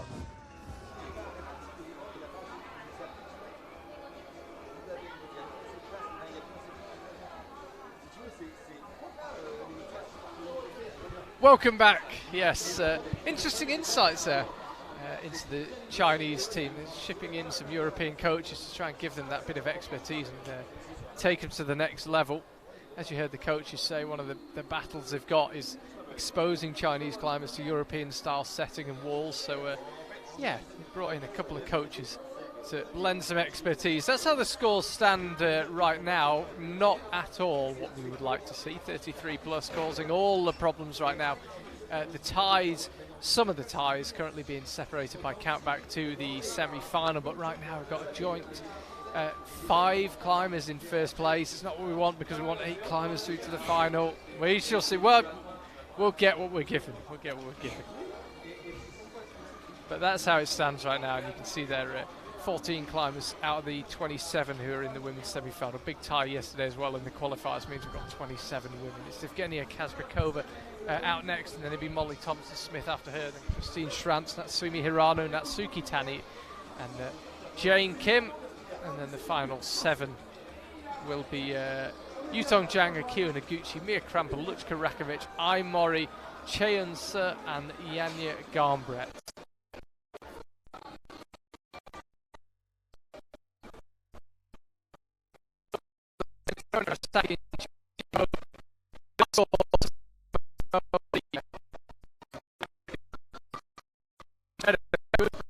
On the men's side, not many ties at all. 24 plus Alexei Rubtsov and Martin Stranik. That's a big move out to the Pentagon. But other than that, really good work from the setters on the men's side. We need a bit more progress on the women's side. Only 12 climbers out. Sean McCall, if you are just tuning in, Sean McCall, slight problem with his arm. Decided not to risk climbing because, of course, we've got another World Cup next week. Wants to get his arm looked at before he takes any risks with it. So Sean McCall currently showing up as climbing next, but he's not going to be climbing at all, just to let you know. So that means Do Yun Lee will be the next climber out. Final 6, Alberto Hines Lopez, Kokoro Fuji, Kai Harada, Romain Desgrange, Stefano Ghisolfi and Adam Ondra. It's a powerful final 6. The last 5 all World Cup winners. A couple of world champions in there as well. And Alberto Hines Lopez as well, making quite a name for himself on the scene this year with some battling performances. This is, I think, Meiko Taki. Yes, it is. Earlier on, this was Nika Potapova, currently the lowest ranked climber. She was going up with the left hand, just missed the pinch.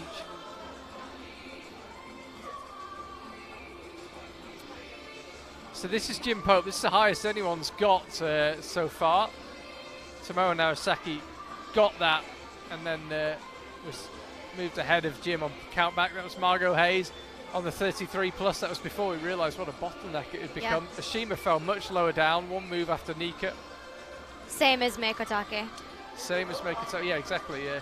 Julia Shanodi, another of the climbers. Oh, I think Julia, if she'd just been an inch further to the right, might have stuck that. Such is life. This is Misha Pekoru as he walked past our commentary box a moment ago, actually. Basti Halenka, really good burn from him.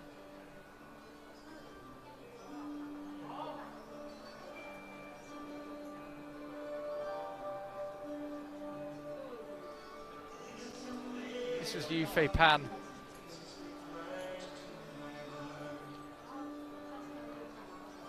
He was looking absolutely gassed, Yufei Pan, but it just kept on battling.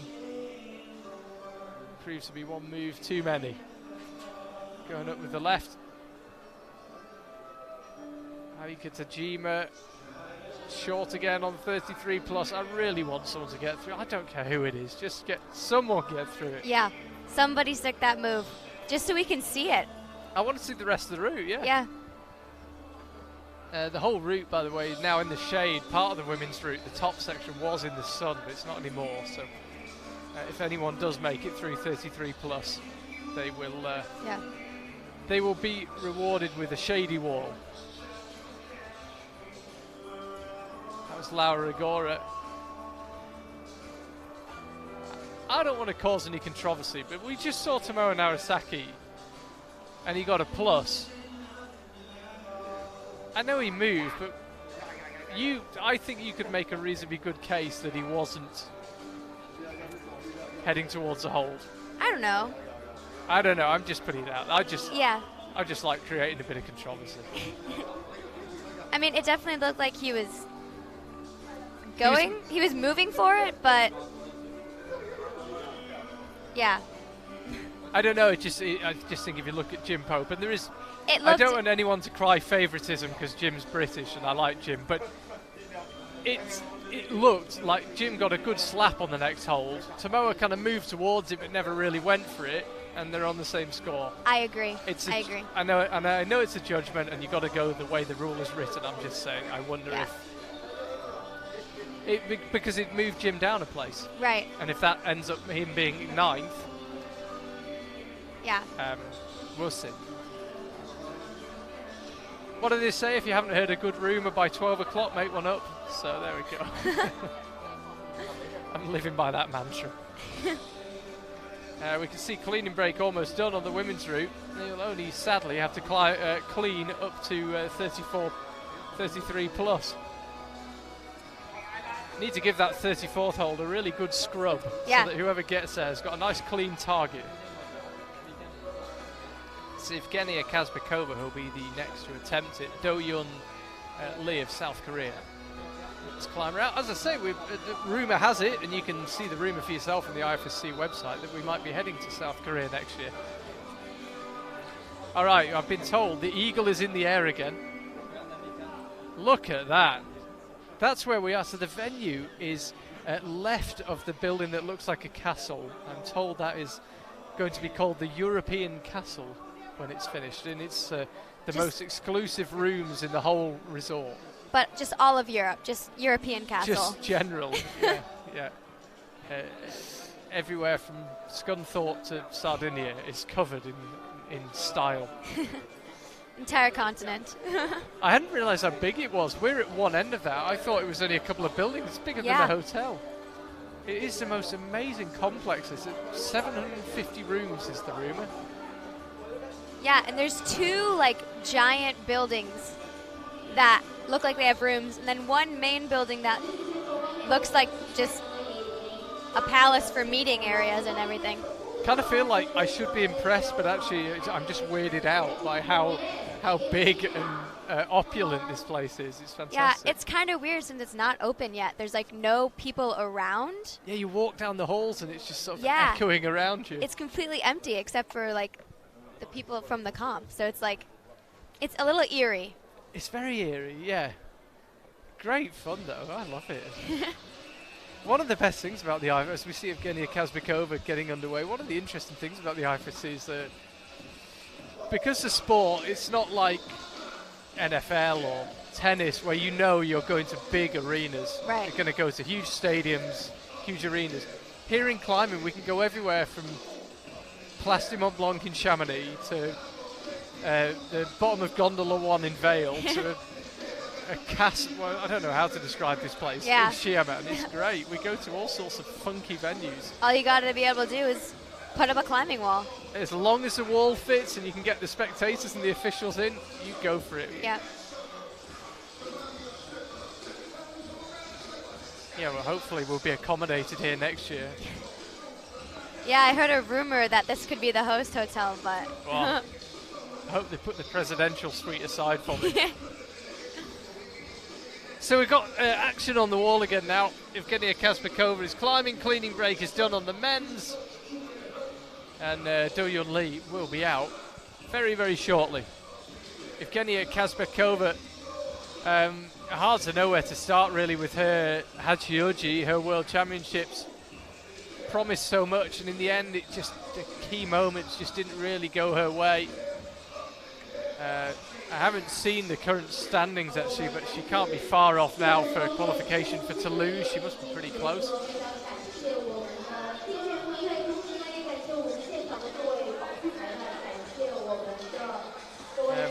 I'm having a look at the rankings, by the way, the overall combined rankings for the season, but of course it's slightly confused by the fact that some people have already qualified for the Olympics. Some people may not choose to go to Toulouse, so it's slightly confusing. it looks like she's ranked 20th right now. Should be good enough actually, given the fact that 6-7 people ahead of her won't be going. Yeah, at least. Yeah, at least, you're right, yeah. So, yeah, Evgenia focusing now on Toulouse. She did hope to get there in Hachioji, but just didn't quite work out. She looked strong the first half of the week there in Hachioji, and then when the combined came round, tired, routes didn't go her way, I don't know, but it didn't quite work out, so it's all about Toulouse for her from now on. I mean, Hachioji was a very long competition. It was a long competition, yeah. For everyone in combined, it's just a lot of climbing with little rest. Already, it was 2 months ago. Crazy. So Evgenia now, she's got herself established on the bubbles.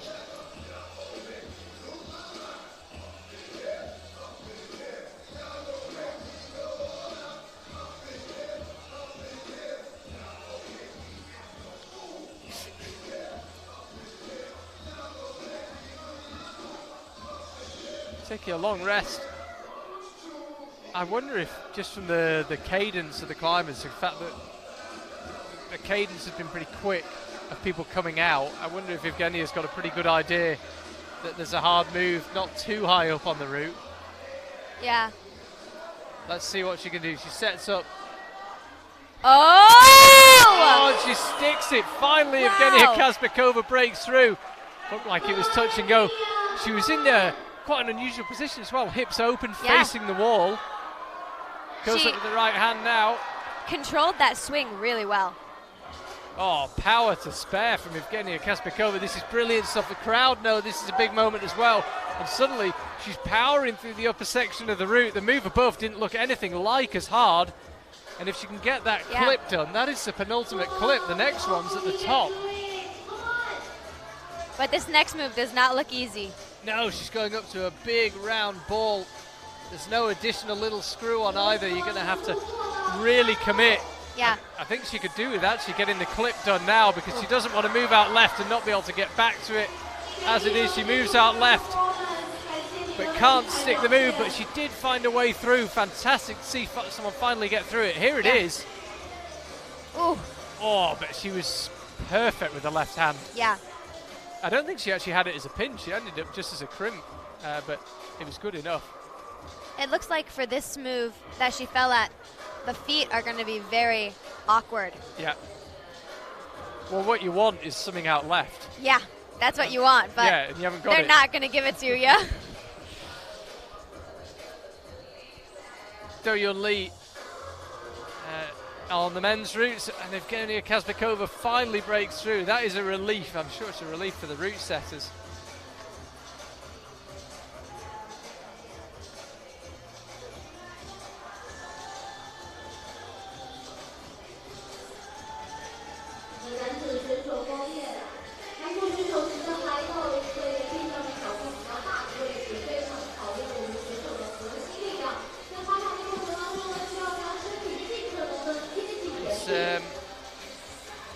And we were watching, understandably, Evgenia Kazbekova just looking back at the unleashed, climbing very slowly, just only about 2 minutes remaining.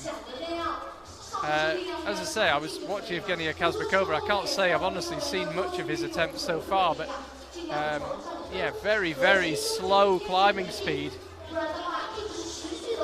Yeah. And then we lose him on the red and black section. Well, with 4 minutes on the wall, you've got to get a little bit pumped at least from the beginning. Molly Thompson-Smith just got underway on the women's route.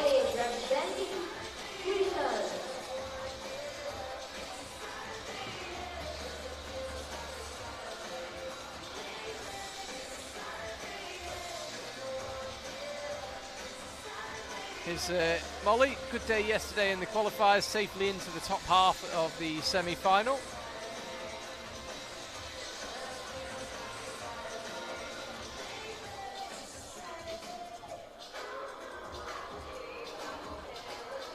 It seems like on the men's climb we're getting a lot of reshuffling. People who did well yesterday are moving up and down.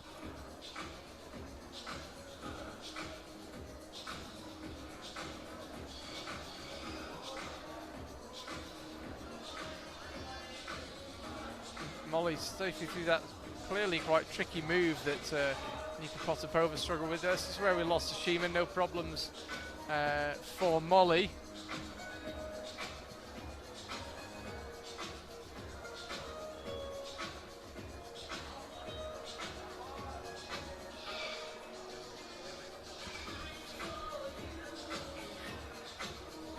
Slightly fiddly clip. And just above and right of that volume, just creeping into the shot now as the first of the grey bubbles.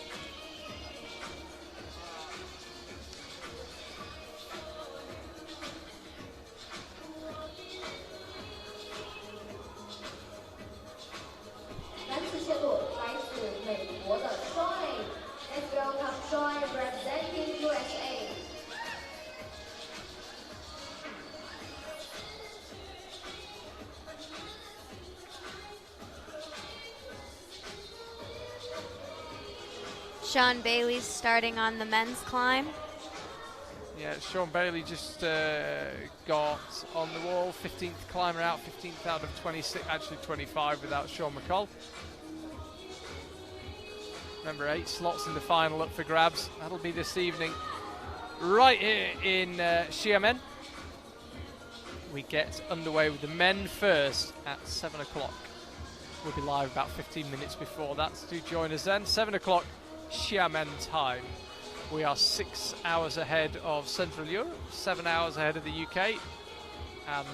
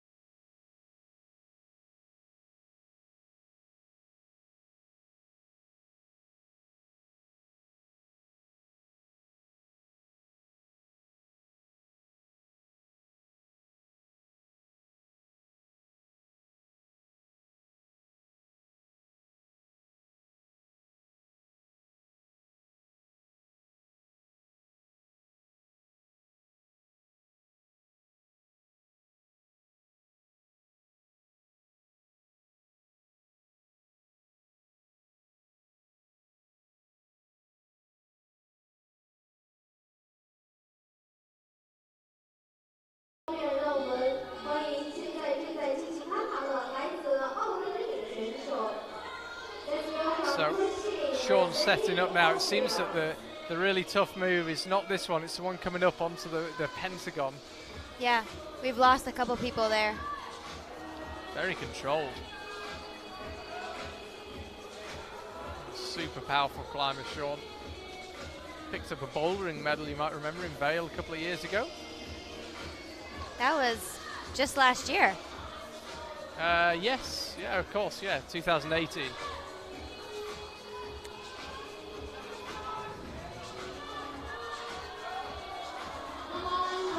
It's really strong stuff from Sean. Yeah.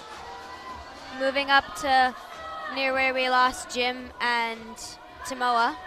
Yeah, if he can stick the next move, he should take the lead. Yeah. Yeah, it's the same move, 31 plus. But he'll be in first from countbacks. He will be, yes. You're absolutely right.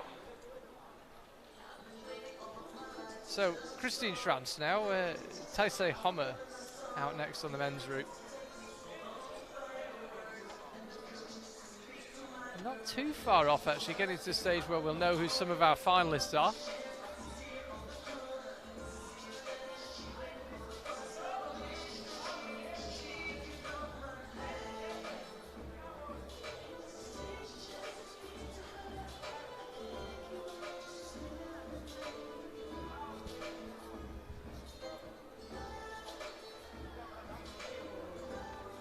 Christine just a couple of moves away now from the big grey balls.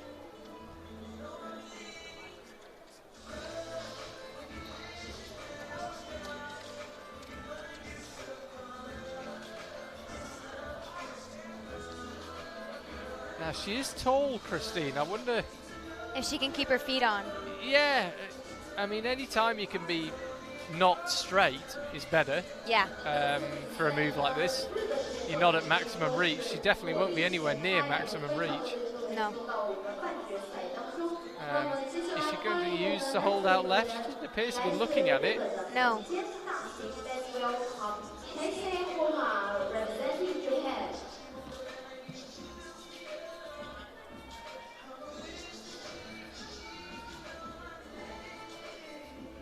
Just completely ignoring it as it stands. Taisei Homer underway. You can see there, bottom right of your screen.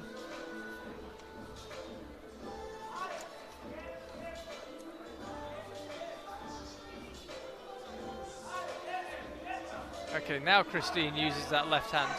Here she goes. That hold looks awfully close for her. Just had to adjust on it. Still a little bit left. Amazing for a taller climber like her, how close it looked. Yeah. Like, for Laura Rigora, it looked so far away. It's almost a jump, yeah. Yeah. But that looked like she staticked it almost.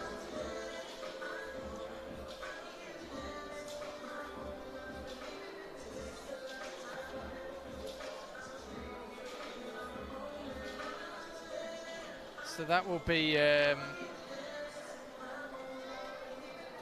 12 climbers tied on 33 plus. Ooh. Definitely not the separation the route setters wanted. No, that's for sure.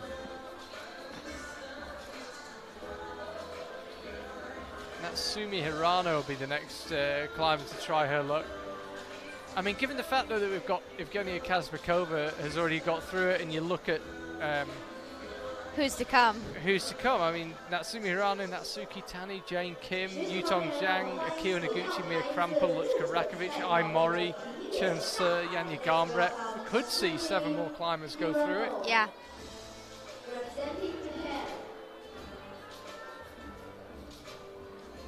There's definitely a lot of strong climbers to come, so. Here's hoping. It'd be nice to see the top, wouldn't it? Yeah, that'd be nice.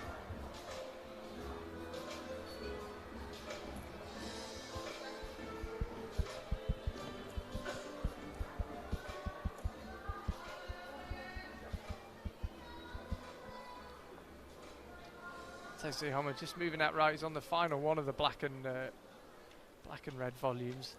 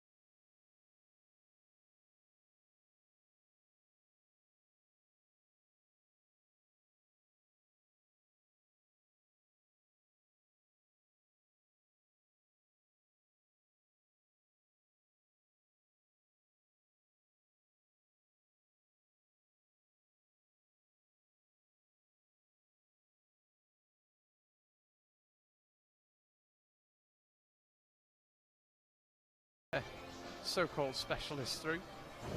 Jakob Martin, some chap called Adam Ondra who'll be out last. Wasn't expecting to compete here in Xiamen, Adam. He had to come to compete in the speed in order to qualify for Toulouse. Yeah, and then thought, why not? She's good. If you're gonna fly all the way to China, well, why not? Exactly, yeah.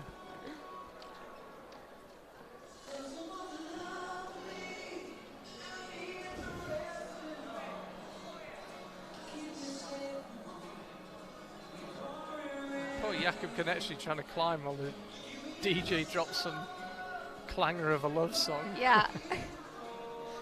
Not the best. No, you need the drum and bass back. Yeah.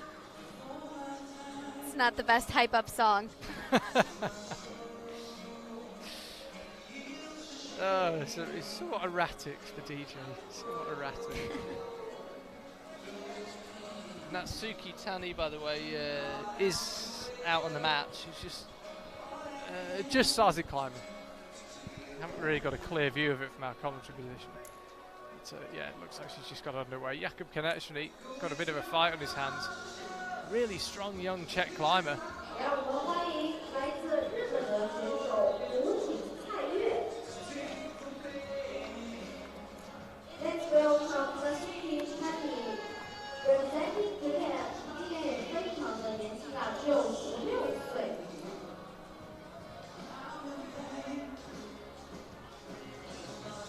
Couple moves to exit the black and red. He's definitely starting to look tired.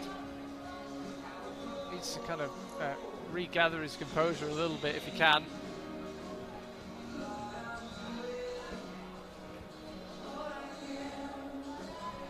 Three minutes left, so he's been climbing pretty fast.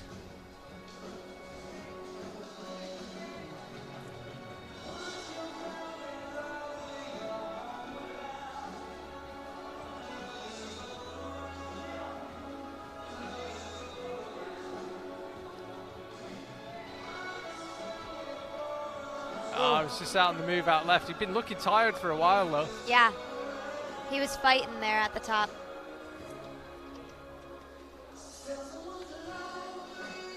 So Natsuki Tani now climbing. After her, just 8 climbers still to go. So after her, we'll know, we'll be able to start confirming finalists.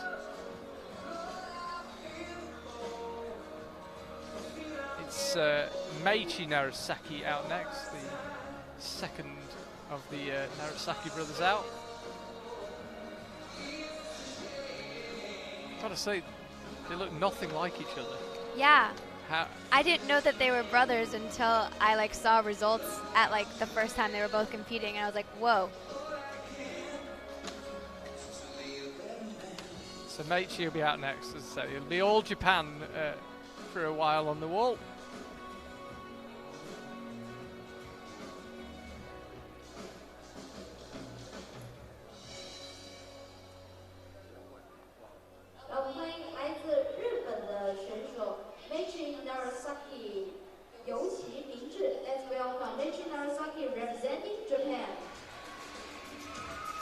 So get herself set up, Natsuki Tani.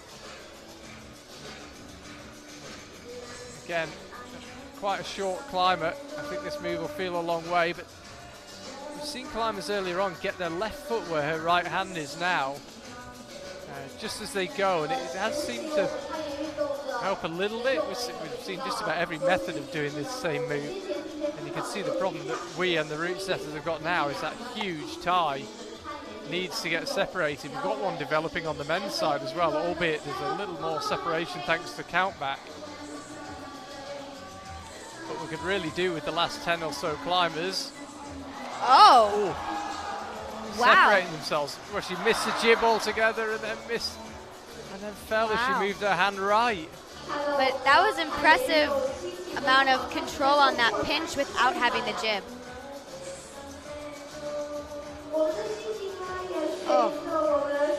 Oh, incredible. So she missed it, or perhaps intentionally missed it. And then fell on the bump out to the right. I mean, was she in control? Could they give her 34? I mean, She she bumped looked along it. control. I mean, she stopped, she bumped along. Yeah. Who'd be a judge?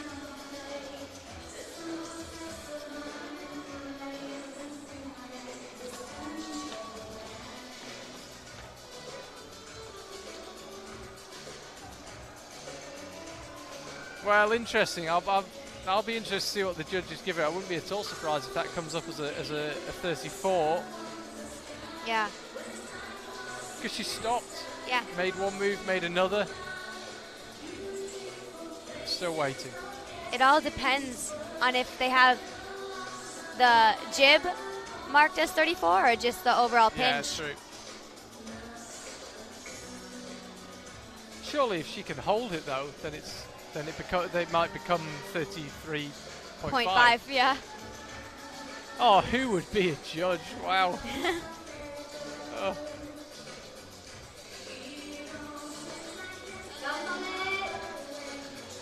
I'm pretty sure she'll have to get a higher score though than those who've just slapped for it. Yeah. Whether that's 34 or 33.5.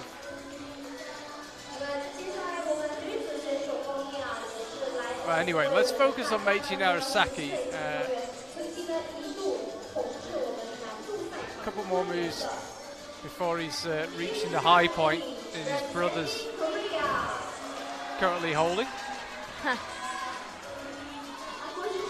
Oh, looks like he'll tie with his brother. Oh, we could have some ties here. We've already got some, but we could carry some into the finals.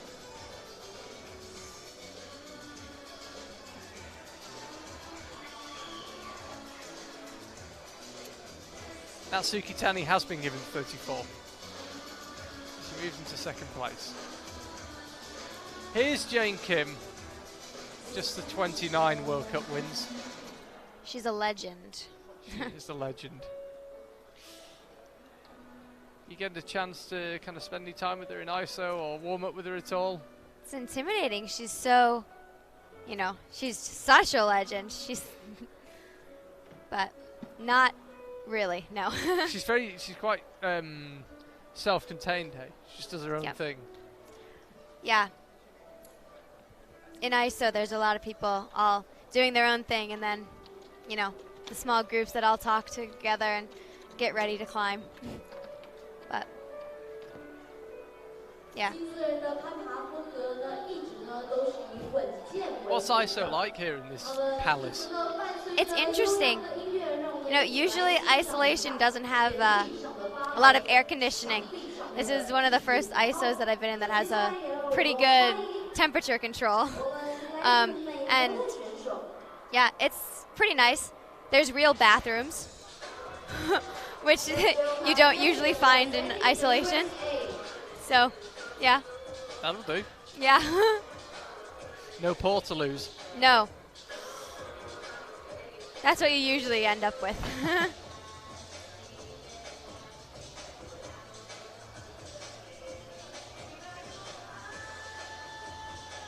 Jesse Grupper, by the way, of the USA, has just got underway on the men's route.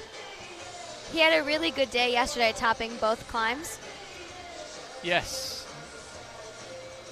Yeah, he was. I only caught him on one route as we were kind of moving around and doing our thing, but he looked, Yeah. looked really good.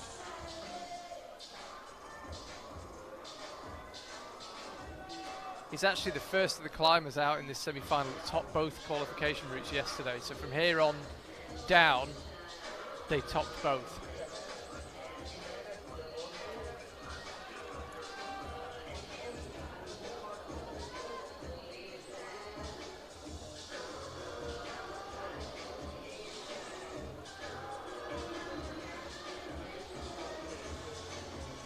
Jane Kim didn't look too sold on that move. No. But did it. It's the Jane Kim way. She doesn't like being forced to be dynamic, but she is getting a lot better at it. She's pretty good at it. She's won Boulder World Cups before. It's not like she can't do dynamic moves, but you know that her style, if she had a choice, is to keep it steady. Yeah.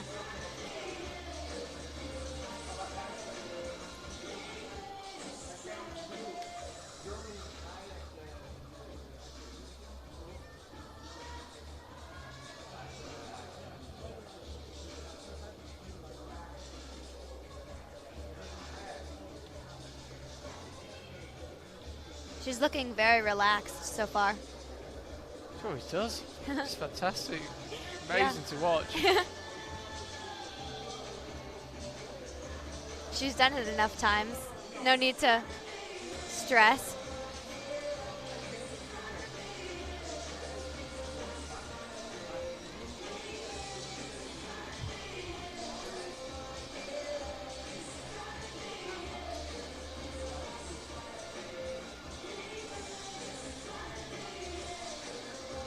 Jane got that clip done. Now she'll move out right to the big bubbles. I assume might take a little bit of a break as Jessie Grupper climbs almost next to her. There he is.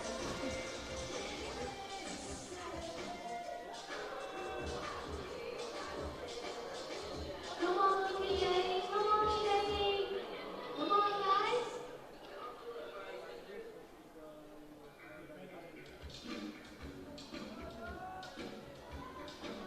So Jane Kim, what method will she use? She'll have to commit to an extent.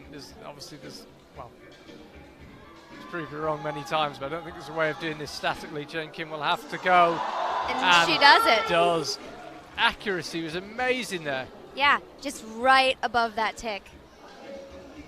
She has this knack of doing moves, and you suddenly think, what was all the fuss about? Yeah. Yeah.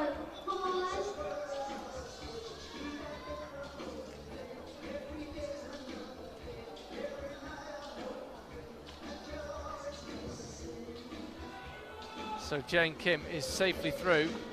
Could set a new high point here. She's the 8th, the last climber out. So on countback alone, she's already into the final if she can just attempt the next move, let alone do it. So that's Jane Kim safely through. She'll be climbing this evening in Xiamen. Jessie Grupper's at a key point as well. Jane Kim's feet cut loose at just the wrong moment. She gets them re-engaged again. Ooh. And just as she was going out right, we lose her. Let's see if we can quickly cut to Jessie Grupper. He falls at pretty much exactly the same time. I think he was a couple of moves short of the high point. Was he at the high point? I just turned around at the last second. That I think he tied the high point. Anyway, Jane Kim, new high point, safely into the final. I think that'll put Jessie in first if he tied the high point.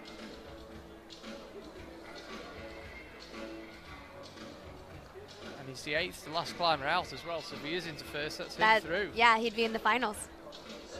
Ooh la la. Wow. Wow, wow, wow. Yannick Floe, anyway, yeah.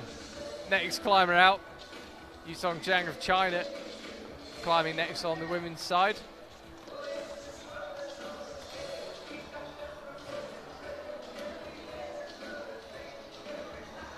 Still having slightly slow updates. There's another look from our GoPro on the Eagle. You can see the venue tucked down. That's my wing, just next to the venue, and then the riffraff are in the other rooms.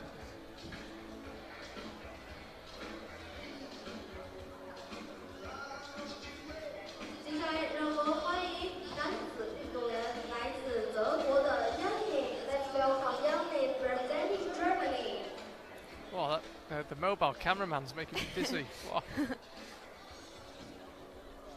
Here's Yannick Floe. What a world championships he had. Picked up a medal in the bouldering.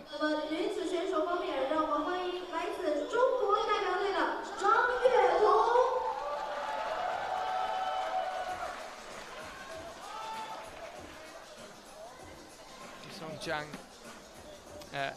getting ready to climb on the women's route. She is out at the foot of the route. She just hasn't got underway just yet. Then it's Akio Noguchi, then Mia Krampel, Luchka Rakovic, newly crowned European champion Luchka Rakovic, Ai Mori, Chernse and Yanya Garnbrett.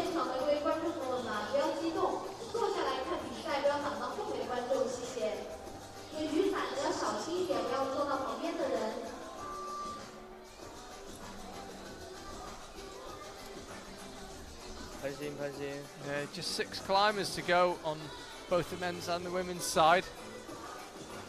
Yutong Jiang's found a very creative rest, but she's literally one quick draw off the ground. It doesn't really seem worth burning the time. Mind you, no one's been even close to push for time, so might as well use it up.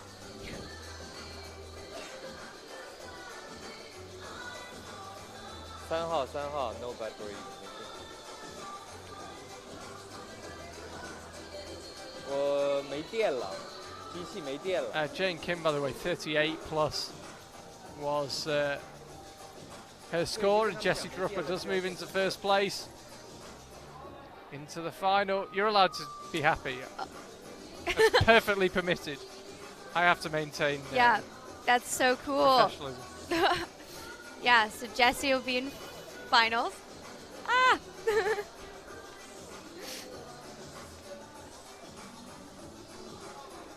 Yeah, I mean, right now we'd be joined by Sean Bailey, who's in joint third with Taisei Homer, but I fear they may get pushed down. Yeah.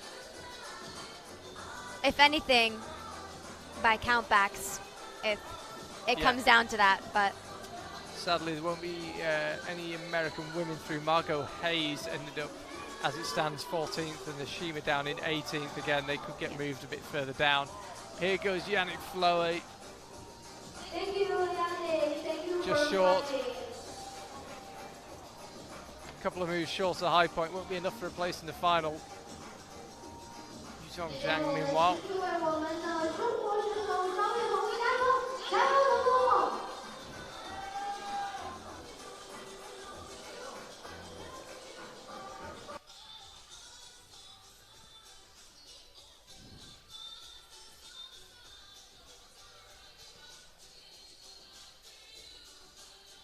So it'll be Alberto Hines Lopez climbing next on the men's route. Just waiting for Yannick Floe's score to come through. He hasn't done enough for a place in the final.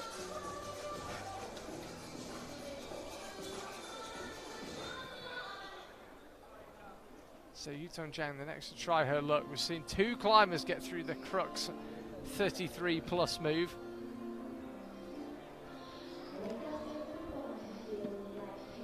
hopefully we can see a couple more. Would be nice, wouldn't it? It would be, I mean, it'd be nice if we didn't have any ties going into the Right. final. We had 8 climbers who got through it. Problem is they've got to earn it. Yeah. Let's welcome Alberto representing Spain. 让我们欢迎来自西班牙的 Alberto 选 Hines 手 Lopez just being introduced to the crowd and just getting underway as well. So he's started his attempt.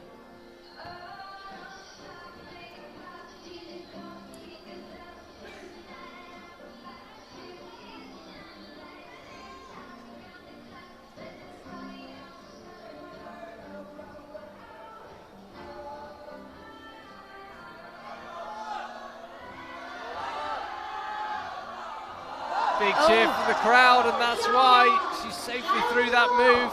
That'll be her in the final. 加油！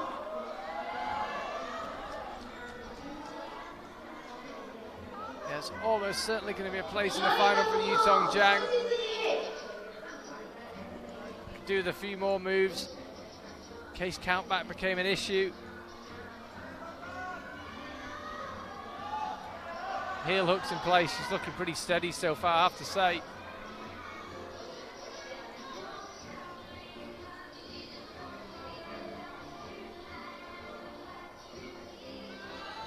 There she goes up with the right hand to that ball now. Jane Kim's feet cut loose around here.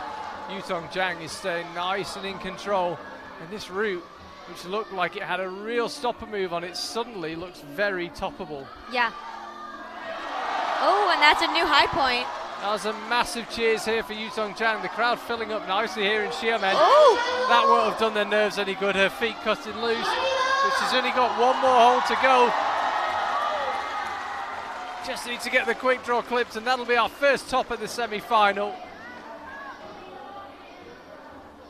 Oh. Rethinks to clip. Doesn't look like an easy clip. Now she's got plenty of time left. 54 seconds on the clock for her, so she doesn't need to rush. And making us wait for it. And getting ready to say the route has been topped. Now And it's been topped. Yutong Zhang claims the first top of either semi-final. She's safely Wow. through. Wow.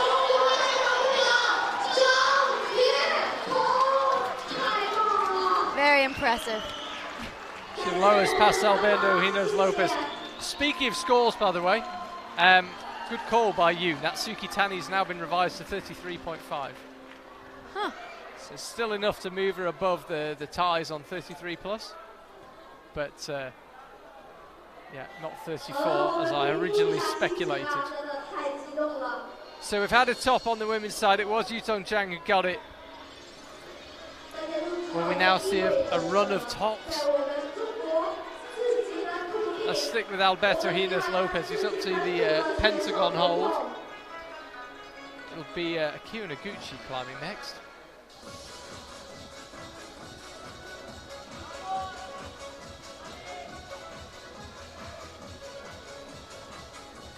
Looking pretty relaxed as he goes towards the high point. Impressive clip. Yeah, he's so strong, Alberto Hines Yeah. Lopez, and so much determination. Now, can he stick this move? Oh, Another fall on the 31 plus, where we've ended up with a bottleneck on the men's route, yeah. having initially looked like we had one on the women's but not the Yeah. men's. So just goes to show you shouldn't make too many judgments about the routes too early on. Akio Noguchi sporting some very large earrings. Oh, wow.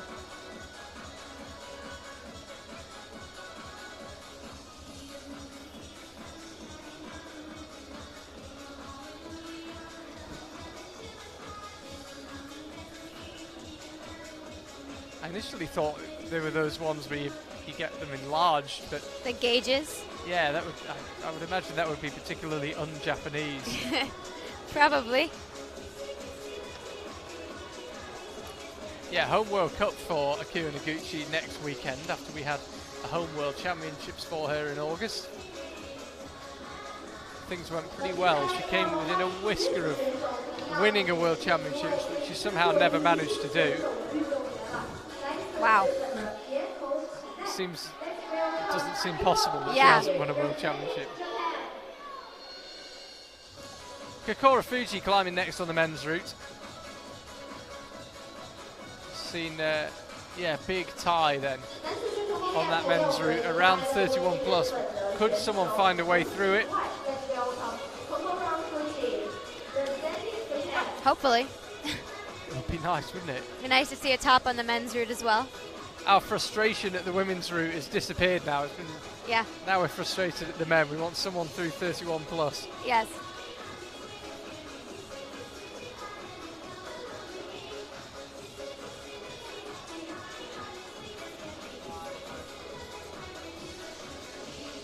All Japan on the wall right now. We're used to saying that in the boulder. Not so much, it has to be said, in the lead. But Akio going well so far. Kokoro Fuji only really just got started, only 30 seconds into his attempt.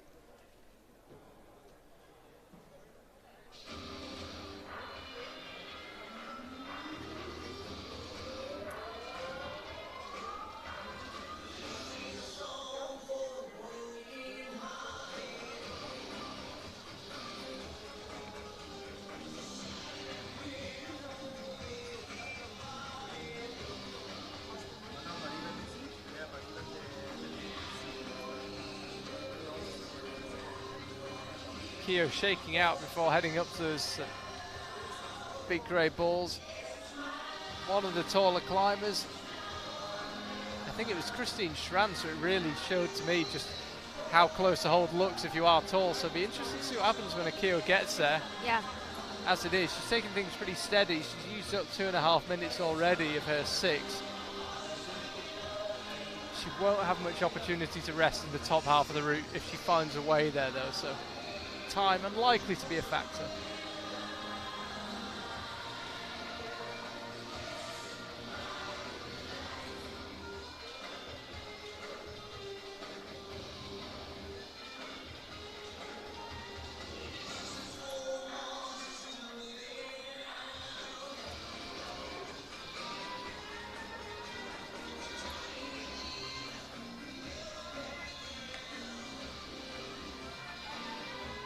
So here goes Akio, lining it up for that big move. No Oh, problem. No problem. I did mention this earlier that it does feel in the women's lead that there is maybe that last 10 are just that next level above, and it seems, I think this move's kind of shown that. Yeah. Jane Kim, Akio, Yutong Jiang done it really without any fuss. Yeah. Hasn't looked that close. Yeah.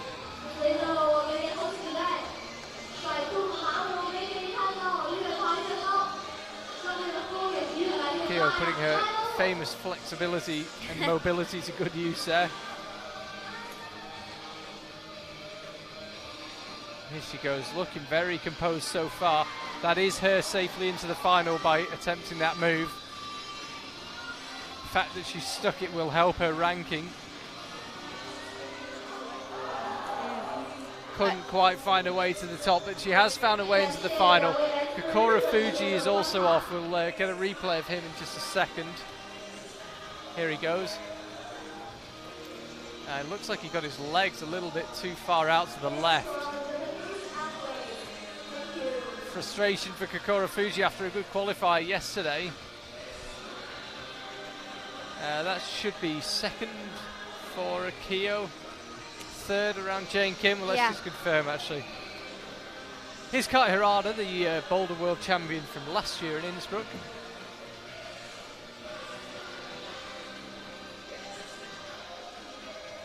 Quite the showman, Kai. He's going for the cruder policy recently, it seemed, of a different haircut for every event.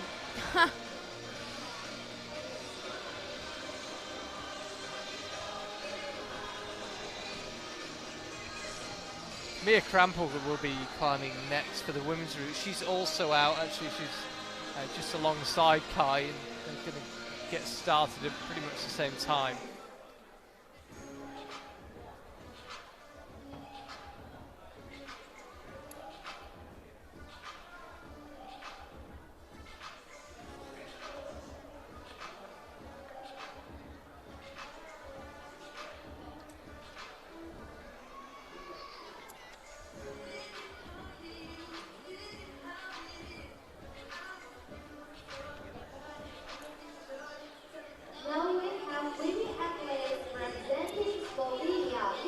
So Mia Krampel's got underway, Kai Harada's got underway, Kai the fourth to last climber out on the men's side, Mia the fifth to last climber out on the women's side. Just goes to show that men's route has climbed a lot quicker. Yeah. They had 25 instead of 27. They had a long break when the volume came loose, and yet their semi-final probably finished earlier. Yeah. Just interesting in the different styles of route.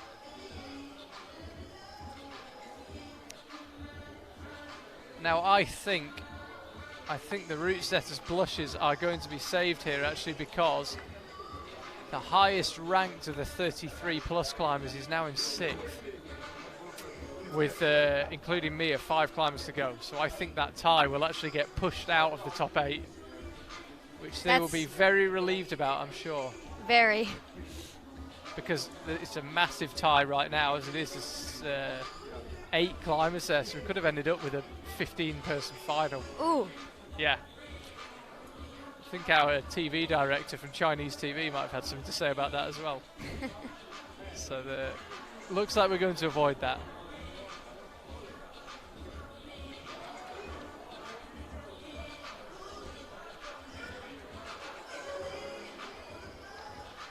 Kai Harada now exited the volumes.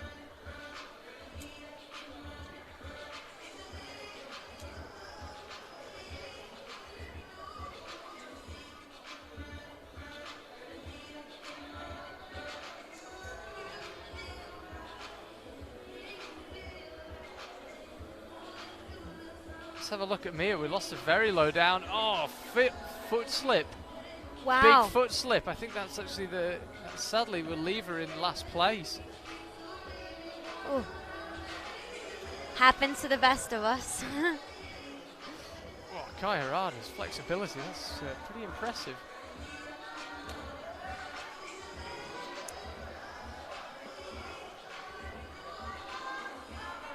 Let's just watch Kai Harada for 1 second, and then we've got some score chat. Luchka Rakovic will be out next on the women's route. Here's Kai safely through to a new high point. I've just tuned into exactly where he is on the route, and this is every move from here on out is just pushing him further away from the competition and improving his ranking going into the final. He looks so relaxed.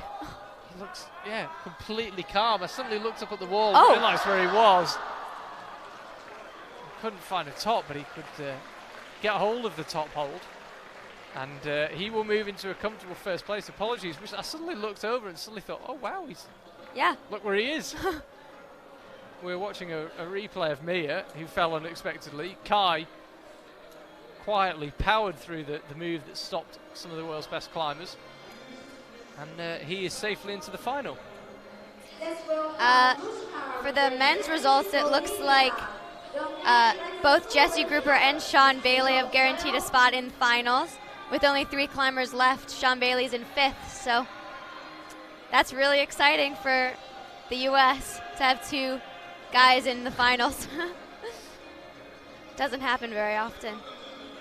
Well, we were told in 2016 you would get sick of winning. Not getting sick of it. I mean, come on, look at this. Great result for Team USA.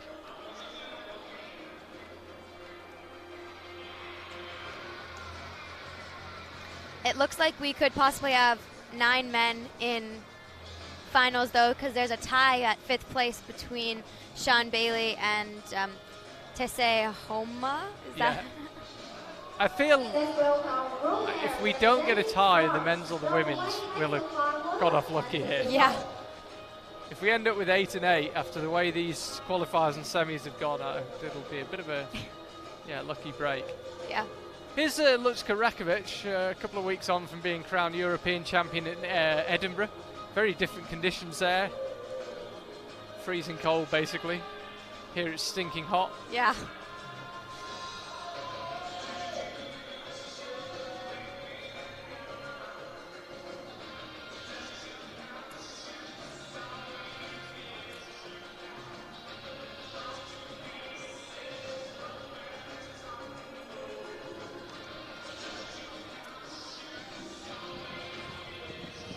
Romain de Grange, by the way, the next climber out. He's underway on the men's route.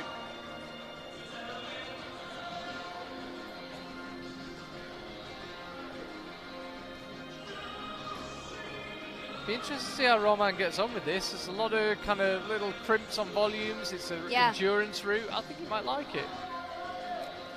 There you can see. Oh. That's the worst case of commentator's curse I've ever had. Wow. We lose Romain at the 3rd quick draw. Wow.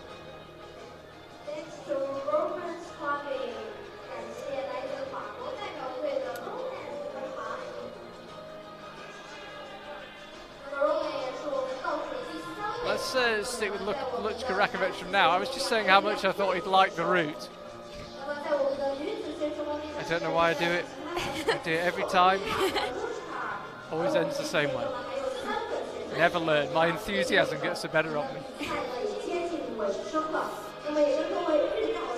So that, by the way, now means that everyone who's 6th or above on the men's side will go through.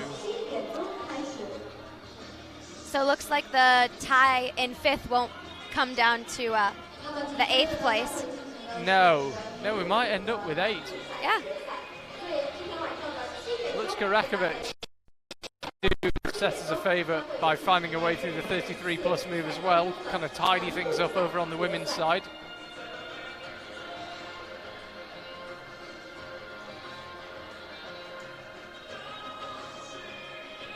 Stefano Gisolfi just about to start the men's route.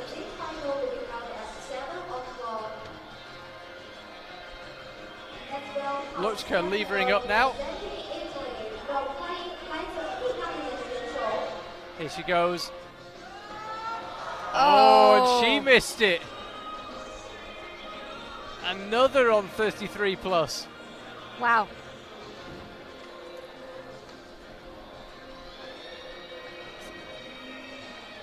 So This was Luchka Rakovic. That was a strange one. Seemed like she got it pretty good. Yeah. All right, let's have a look next at Roman.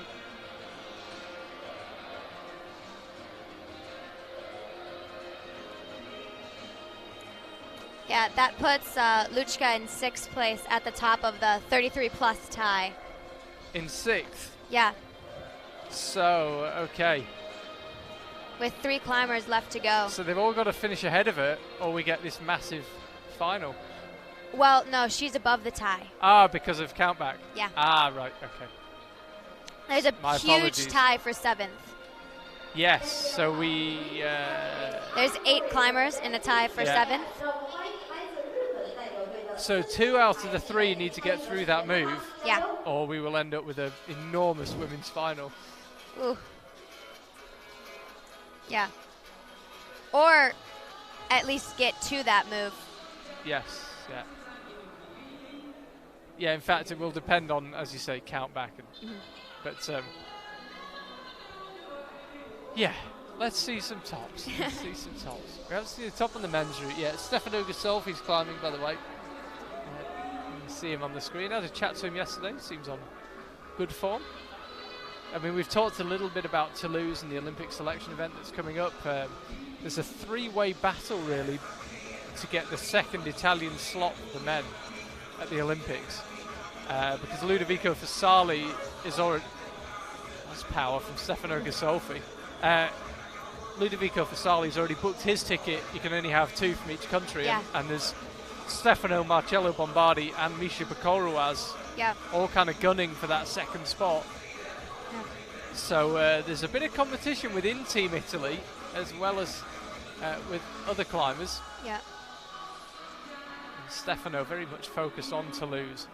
Yeah, I feel like a lot of the countries that already have one athlete qualified, now it's a real battle to figure out who gets the last Yeah, spot. like the USA. Yeah. You've got Brooke through. Yeah. I mean, there's no guarantee you'll get 2, but Yeah. um, We'll see. we'll see. Pan American Championships next year is the last opportunity for Yeah. any American to make their way in February in Los Angeles. Yeah.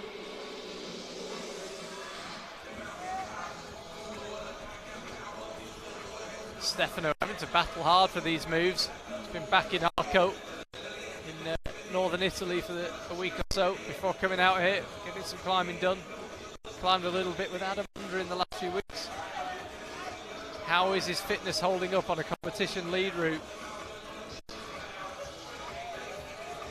Yeah, you can see in the background, we haven't seen much of her, but Mori is climbing as well. She of the Uber Endurance.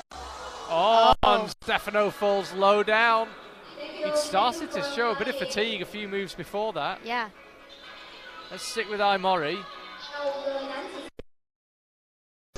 Looks like Tomoa Narasaki will also be in finals in 7th with only Adamandra to go. Yes.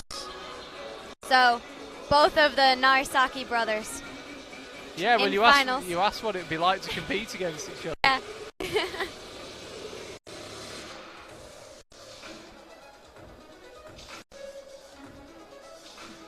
Stefano Gasolfi's scores just come through 27 plus, same move that we lost Krzysztof Hanke, Jakub Konechny and Yannick Floe.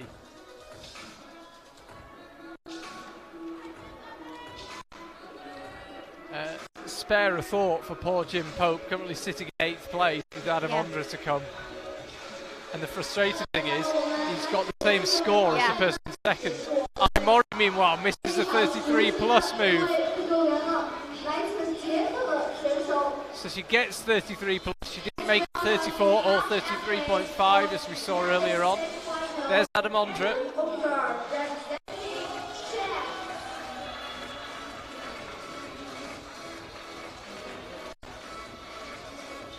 So that will move her into joint 6th Yeah. with Luchka Rakovic, which means the tie then gets bumped down to 8th. I think we might, let's call it luck. It's luck. The Yeah. route setters are going to get lucky, I think. Yeah. Cheon's will climb next after Imori couldn't do that 33 plus move.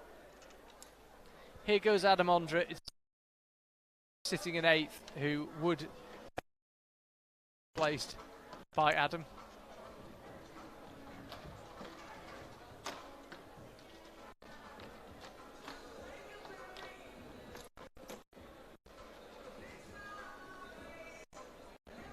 Basti Halenka, by the way, just missed out. He's in 9th place, 31. It's been such a tight semi-final.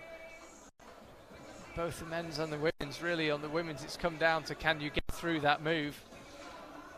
And in the men's, more or less come down to can you get to the move and how did you do yesterday? Yeah, a lot of countbacks. So Adam Ondra on the wall now. Cheon-Soo will be on the wall in just a second. She's just walked out onto the stage below the wall. Adam, fresh from his win in Kran. It wasn't just a win, really, was it? It was a domination. Yeah. What, like 10 moves past everybody else at least?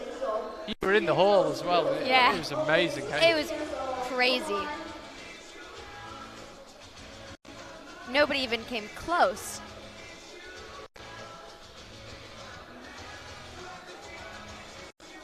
See Adam having to work for these moves. We know he's in good shape. Won the lead world championship. Won in Kran.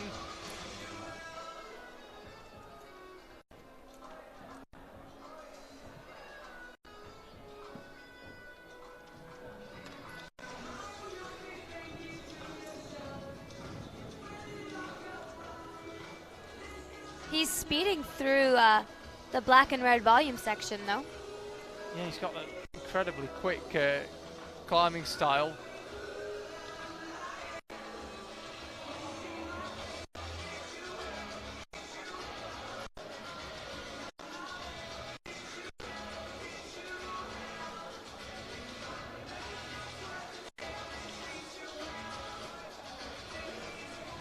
Bear in mind, of course, Adam's not been beaten in lead competition this year. He won in Xiamen, which is the only World Cup he did in July. He won in Hachioji, he won in Kran, and he's just been crowned European champion in Edinburgh. So although the World Championships combined quite go according to plan, he hasn't been beaten in a straight-up lead comp this year. Yeah. So he's looking pretty handy. But he didn't grab the hold on the side. No, Went just straight for ignored the it, top. straight for the top. So this is the 31 plus move. Oh. Oh, and Adam falls as well. But he will go into the final on countback. Yeah. We'll just have it confirmed. So Adam, the last climber out. Let's have a look. This is where he wasn't holding the side pull, as you say. Yeah, that was really strange because it meant he was more bunched up. Yeah. He couldn't kind of launch to that move. If he had grabbed the side pull, he probably could have gotten a little more leverage to come up. Yeah, really pull your body in. Yeah. So Adam Ondra will go through, I believe, on countback. We're just waiting to have it confirmed. I don't see any reason why he wouldn't be awarded the plus. I don't see any reason he wouldn't be awarded the plus. But, we'll just wait for it to come through. There he is, yeah. He goes into joint second with Alberto Hines Lopez, Jesse Gropper as well, because they both topped both qualifying routes yesterday and got 31 plus today. So we do end up with 8 in the men, albeit he could finish 9th in today's semi-final. He got the same score as the person in second. Yeah. So spare a thought for Jim Pope. Yeah. That's never fun. It's never nice to be 9th, but when you get the same score, Yeah. I mean, It's and it's countback. But anyway, we've got to create a ranking somehow, so that's how it goes. Cheon-Soo now. We're keeping an eye on Adam Ondra, but it's Cheon who's climbing next.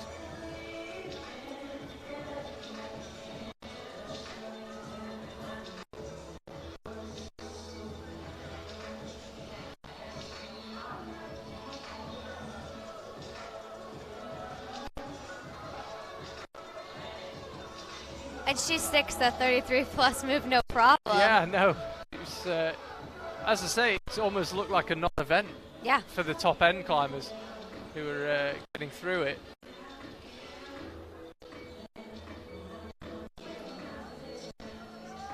So that will move the tie down to 8th place. Should be 9th. It will be 9th, won't it, once Ivory's scores come up? Yeah. Yeah, apologies, we're behind on the scores. So let's focus on Xiamen rather than worry about the scores.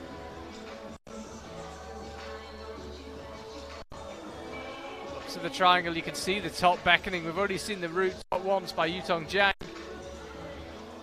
Bear in mind, by the way, that Xiamen took both routes yesterday, so she would actually move ahead on countback, and that could be crucial come the final. Yeah.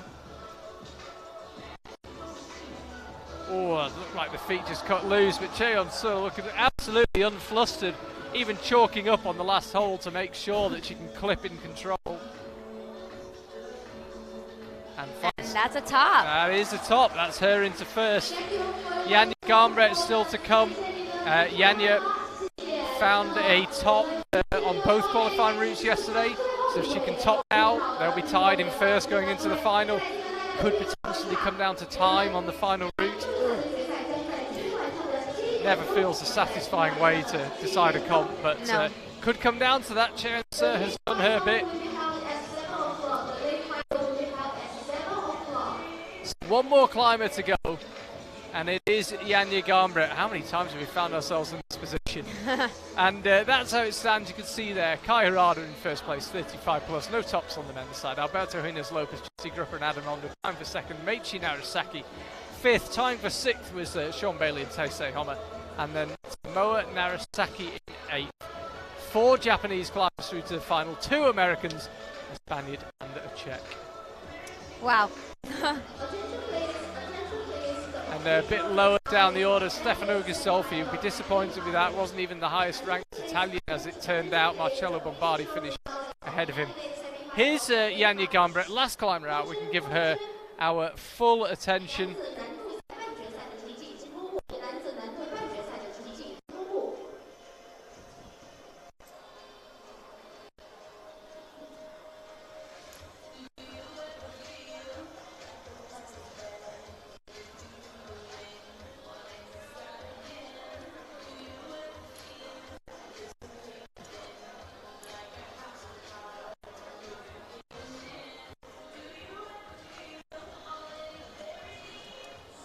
God, I thought Yanya had fallen off there. It was just a cameraman losing his bearings. Heart in the mouth moment.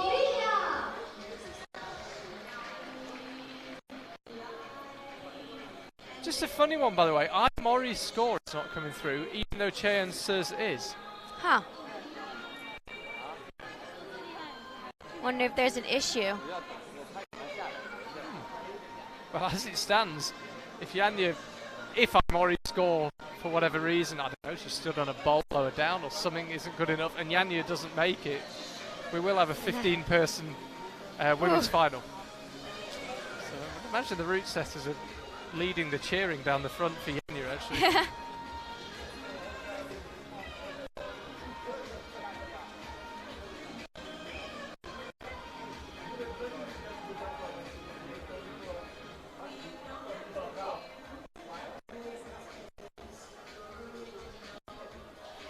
So Yanya now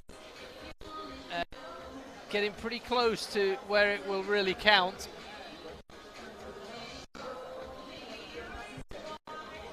So she needs to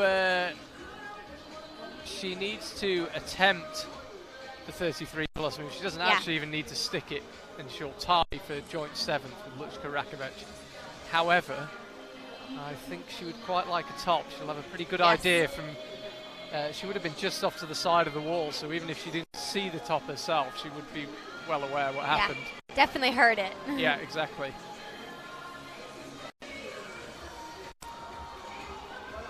The Yanya swing employed there.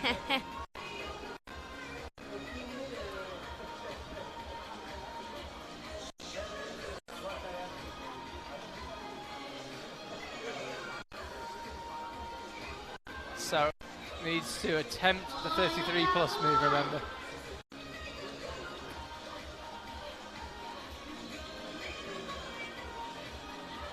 Just trying to figure out how to get herself set. Time not an issue, over 3 minutes remaining on the more than half the time remaining, and the top section clearly climbs pretty quickly, mainly because there's nowhere to rest. Yeah.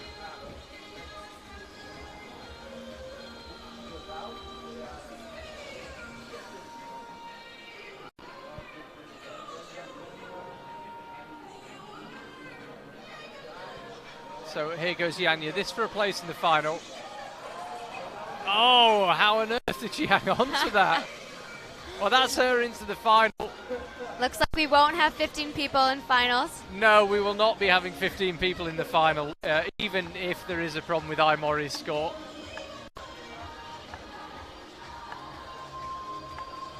Oh, I'd love to see a replay of that from Yanya. Yeah. Contact strength is just next level. It's Everything strength. just strength.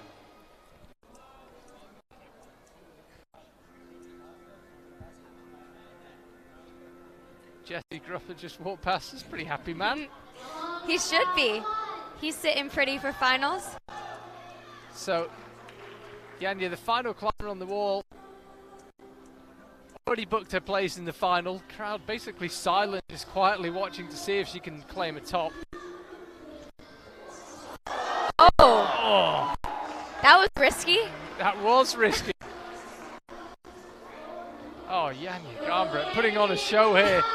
Certainly won't win any techniques for any awards for safe climbing, but very, very effective. Needs to get that clip. A little bit like Yutong Zhang.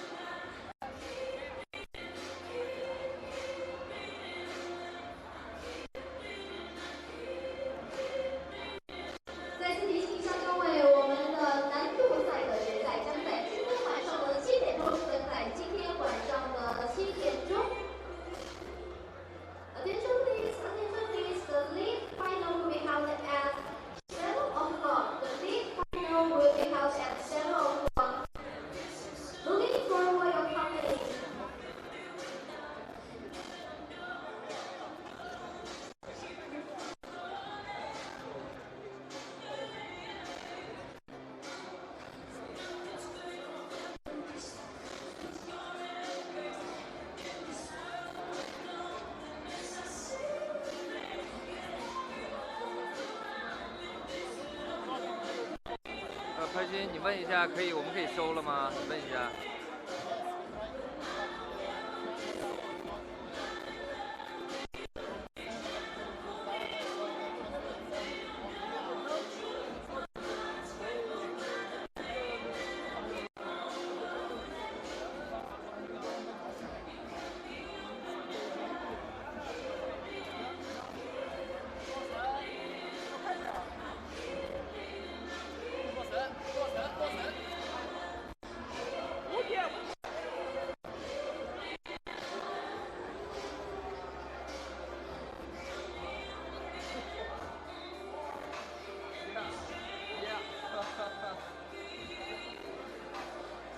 All finish.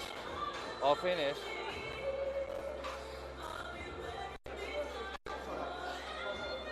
可以了，可以了，放这边了，谢谢啊，谢谢。